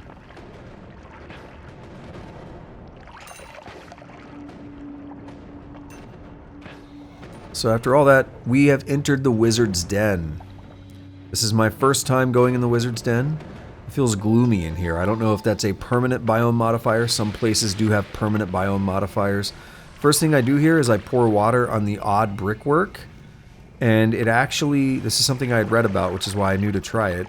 Water on odd brickwork turns into teleportadium. Very interesting. No pun intended, but that is very odd. That's a very strange behavior. I like it. I like things like that. Gonna let this do its thing. That's a pretty dangerous spot to go through right now with the toxicity. But this is my first time going over there to the Wizard's Den. And I was thinking about it because I could probably easily kill anything in the Wizard's Den. The issue really is the boss. Would I be able to beat the boss? I don't remember what that boss unlocks. I know what the Leviathan kind of unlocks. I knew what the Alchemist unlocks. Now we've done it. I know how to get the Divide By spells. Like, I know a lot of the unlocks. I don't remember what that boss over there unlocks and how badly I want to get it. I don't know if I should have tried it on this run or not. But you see, I'm kind of backing away. I'm not really certain about it, right? Because I have seen how he works. Again, he has multiple projectile things that orbit him, and the way I understand it is some of them are safe to shoot, some of them are not. With a wand like this, I felt like it would be very dangerous because we'd end up basically hitting everything. It would be too uncontrollable, and I just wasn't sure that it would be the right move to try. I couldn't convince myself. So you see, we got over there and I chickened out. I decided to back out. I'm not sure. I think I'm looking up something right now, so go ahead and pause the commentary.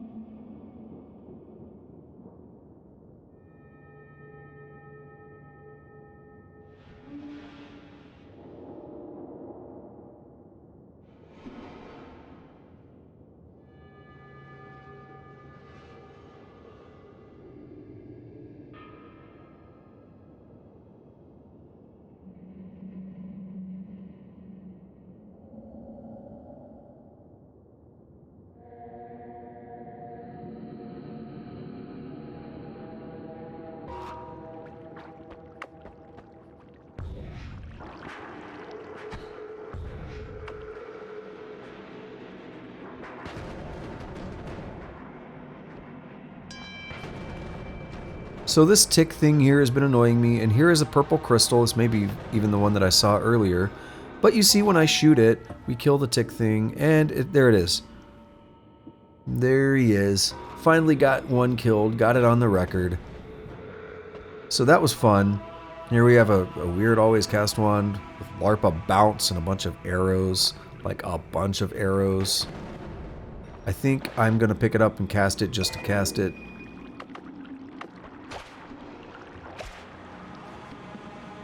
Like, it should have already cast. So I think I'll just go ahead and swap it now. I take it for granted. I didn't even check my progress.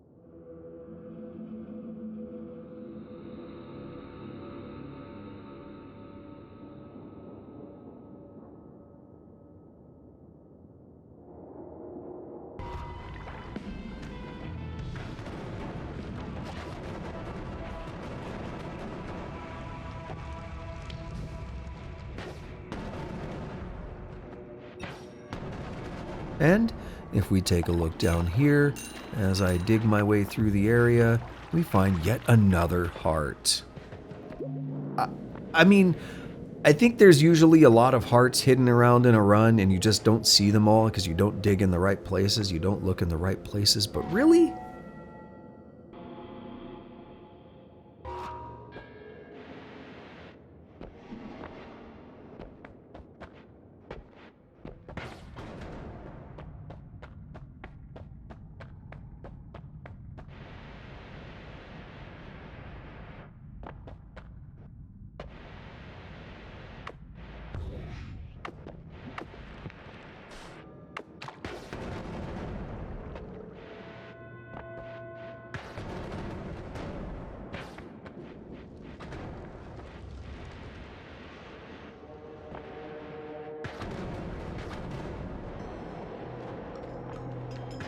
So here I am digging up here, just looking around, having fun exploring. Oh, what's that? Got a bunch of spells here. We must have broken open a chest. Another accelerating shot? Actually, this is a separate one.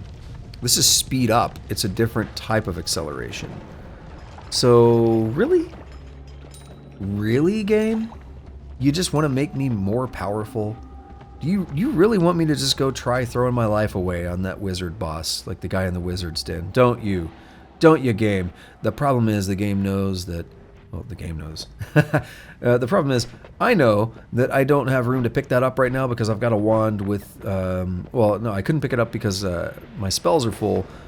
Plus, I also have a wand on it with something that I need, so we'll have to swap all that around. Now, what I'm questioning is why I climbed back up here, however. I've thrown myself for a loop. Did I decide that I can pick it up right now? What am I doing? Let's find out together. Am I confirming the route? Maybe I'm just confirming the route. Well, here we made it back. Hate that dude. And now they fell, but I've still confirmed the route well enough. That might be all I was doing.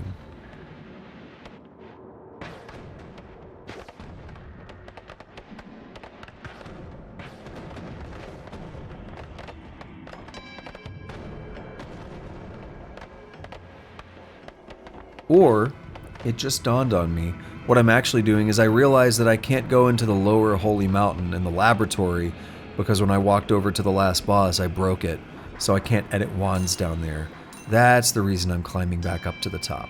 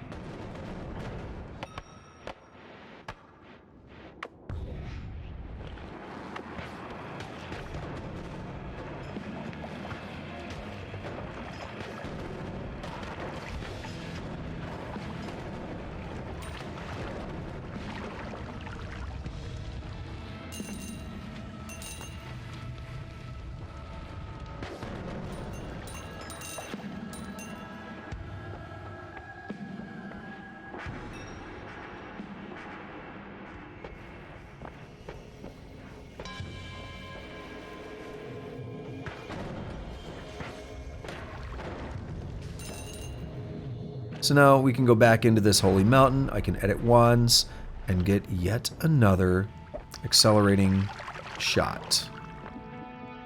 Because why not? Right? Why not? Let's just keep breaking this wand and making it even more powerful. It is very fast boy now, isn't it?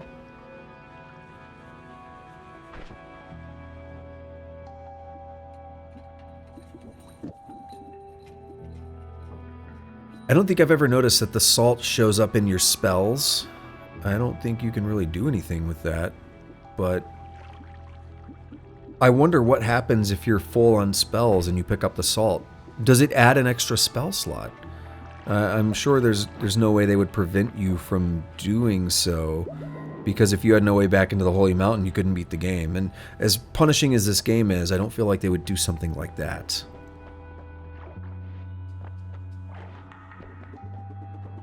So now that we have the accelerating shot and we have some room to pick something up, you know what we're doing.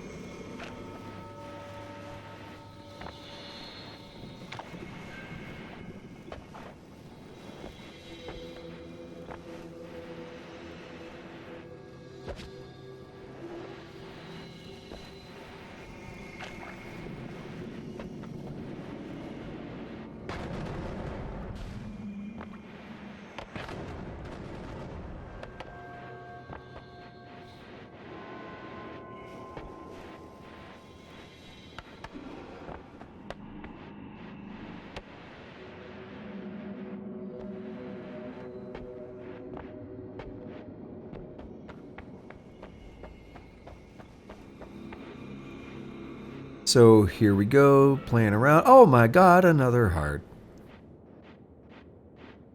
I think one of the things that's making it much easier to find hearts on this run at this point is because of the sheer destructiveness of this wand. I don't know how much terrain this wand destroys. It doesn't seem to actually destroy much on the explosions.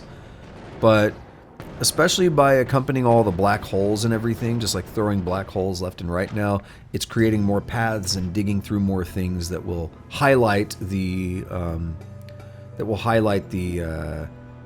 the hearts a little more easily. So we have speed up, increases the speed at which a projectile flies through the air, as if we didn't need to make this more ridiculous. At this point, it's a little hard to tell, but those things fire out very quick.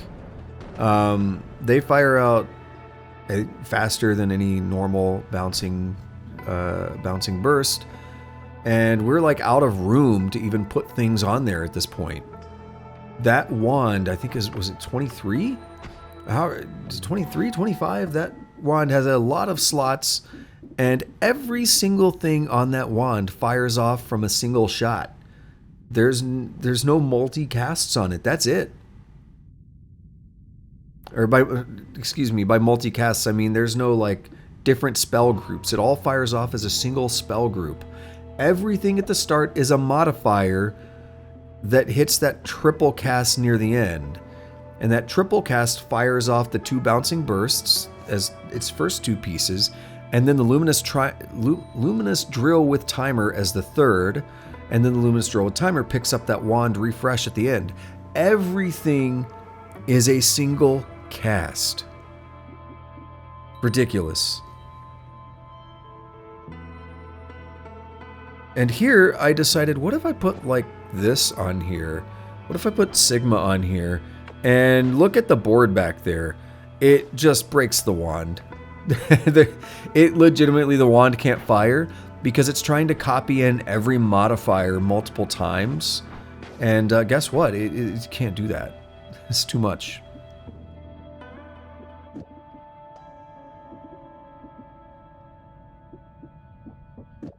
Same thing here. By trying to copy things in, it just ends up pulling in the entirety of the wand once more, and yeah, doesn't work. There may be ways to do something like that, but it's not really going to work in this case, is it?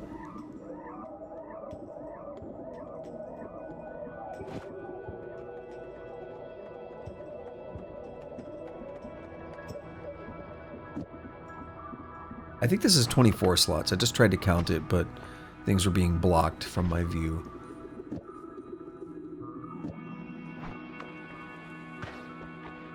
So there we go.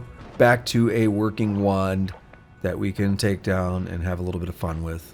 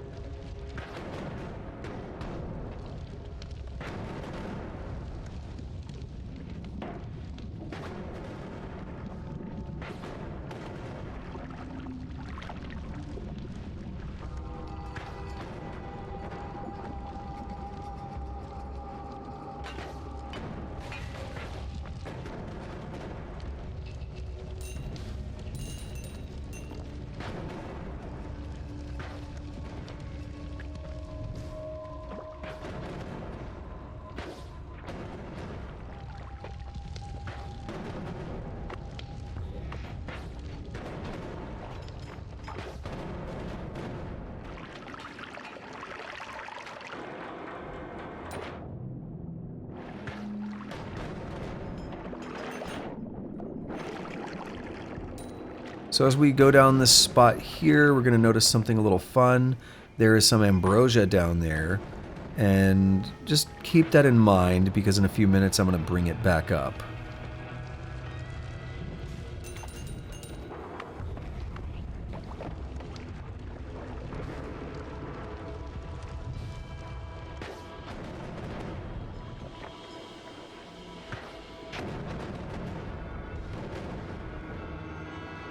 Hey, there's an enemy here. Let's dig in here and fight him. Oh my god, there's a heart.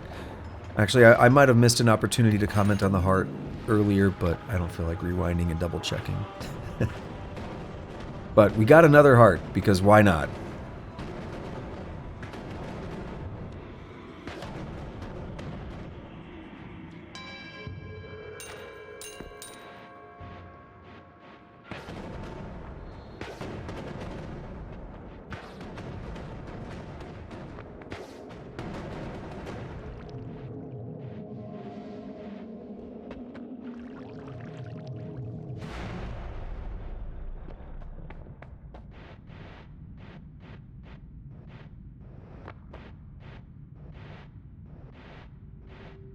So we're here in the last holy mountain again, the laboratory.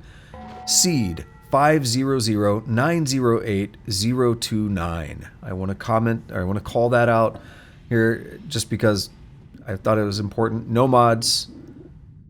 This is it. This was a non-seeded, non-cheat run. This is a legit run that... Wow. Like, I can't believe this is the most overpowered run I have personally ever had. I mean, I've had some good glass cannon runs, but I didn't know about wand crafting back in 2019 when I was playing this in alpha. I didn't know how good... Like, I mean, I knew wand crafting was good, but I didn't experiment with it. I was like, man, that seems weird. I don't want to mess with wand crafting. Let's just go until I get a good wand and maybe get lucky. But, dude, this run was insane. We picked up the statue... I just took a moment here to pull up the thing here so we could see the wand in its final glory. One thing we could have done is remove the light and maybe put another modifier on there. In fact, I wanted to put the fire trail on there. Remember me commenting on fire trail earlier? That would have been nice. We have a max health of 1395. Crazy. Exploding corpses, dissolved powders, electricity immunity, oil blood, concentrated spells, projectile repulsion sector, and that extra health, which was just for fun. And we complete the work. We die as the game ends normally. A Midas death. And we'll comment on the other things in a minute. I mentioned the ambrosia. We don't have a lot of time left before I'm out of footage, so one thing I could have also done is parallel worlds. You have to dig through extremely dense rock and cursed rock to get to parallel worlds. And the trick there would have been cursed rock, even after you dig through it, the area where it used to be will hurt you. So you could try teleporting through it or whatever. It hurts you very quickly. We could use ambrosia as a way to get through it, however. So that ambrosia we saw a few minutes ago, I could have bottled some of that up and taken it with me and tried to go to a parallel world. That would have been one option. I've never been to a parallel world before, so this would have been very exciting as a first-time thing. But, I mean, I felt pretty happy with where we were at. I could have tried the Leviathan. I could have tried that other boss. We got 2 bosses out of the way that I've never beaten before. We unlocked some new stuff. I mean, I'm happy. I'm happy with this run, you know. I can't complain. This is my best run yet. We unlocked the Greek spells for every run now in the future, so I can't complain about that. Like, that was my most exciting unlock for the run. Like, I'm really, really happy about that. We got about 2.5 minutes left, so let's take a look at the stats that show up. Game completed. Hell yeah. And new record on places visited by just a couple. Surprisingly not a new record on enemies slain. Definitely a new record on max health. We more than doubled that. We almost tripled it. And streaks or whatever. Still a 1 streak. We had like 2 wins there that could have been cinched in. It could have been 6. I did something dumb on one of them. And the other was when I went back for the triangle boss and died. So we could be up to 6, but whatever. That's not that big of a deal. Yeah, pretty cool. Pretty good run. Pretty happy with that. You know, here while we're looking at progress, while past me is just scouring progress to see Oh yeah, I think I was just going to see if it showed anything cool, but it didn't. Well, we're looking at past me scouring the progress. I just want to thank anyone for watching this. If you made it this far, please drop me a like, subscribe, comment, notification bell, not in that order, or maybe in that order, whatever floats your boat. I'm not your dad. You can do what you want. I'm not your real dad, at least. But thank you so much for watching. Let me know what you thought of this. Normally, I stream these on Twitch, twitch.tv/ShoggothUnknown. But, you know, this was just an offline run that I did after another stream that day when I streamed Bioshock. I took a nap, and then I did this run and did not expect this much from it. So I had to add commentary. I couldn't just leave a run like this as a dry... there's like a little gecko over there, too, we just saw in the progress. I couldn't leave this as just like a dry run. Oh, I know what those are. Those are wands, ghost wands or something. Yeah, okay. Anyway, I couldn't leave this as dry commentary. We're just about out of footage, so thank you again for watching. Really appreciate it. Really appreciate you. And until next time, have a good day, have a good night. Whatever it is, wherever you're at, take it easy.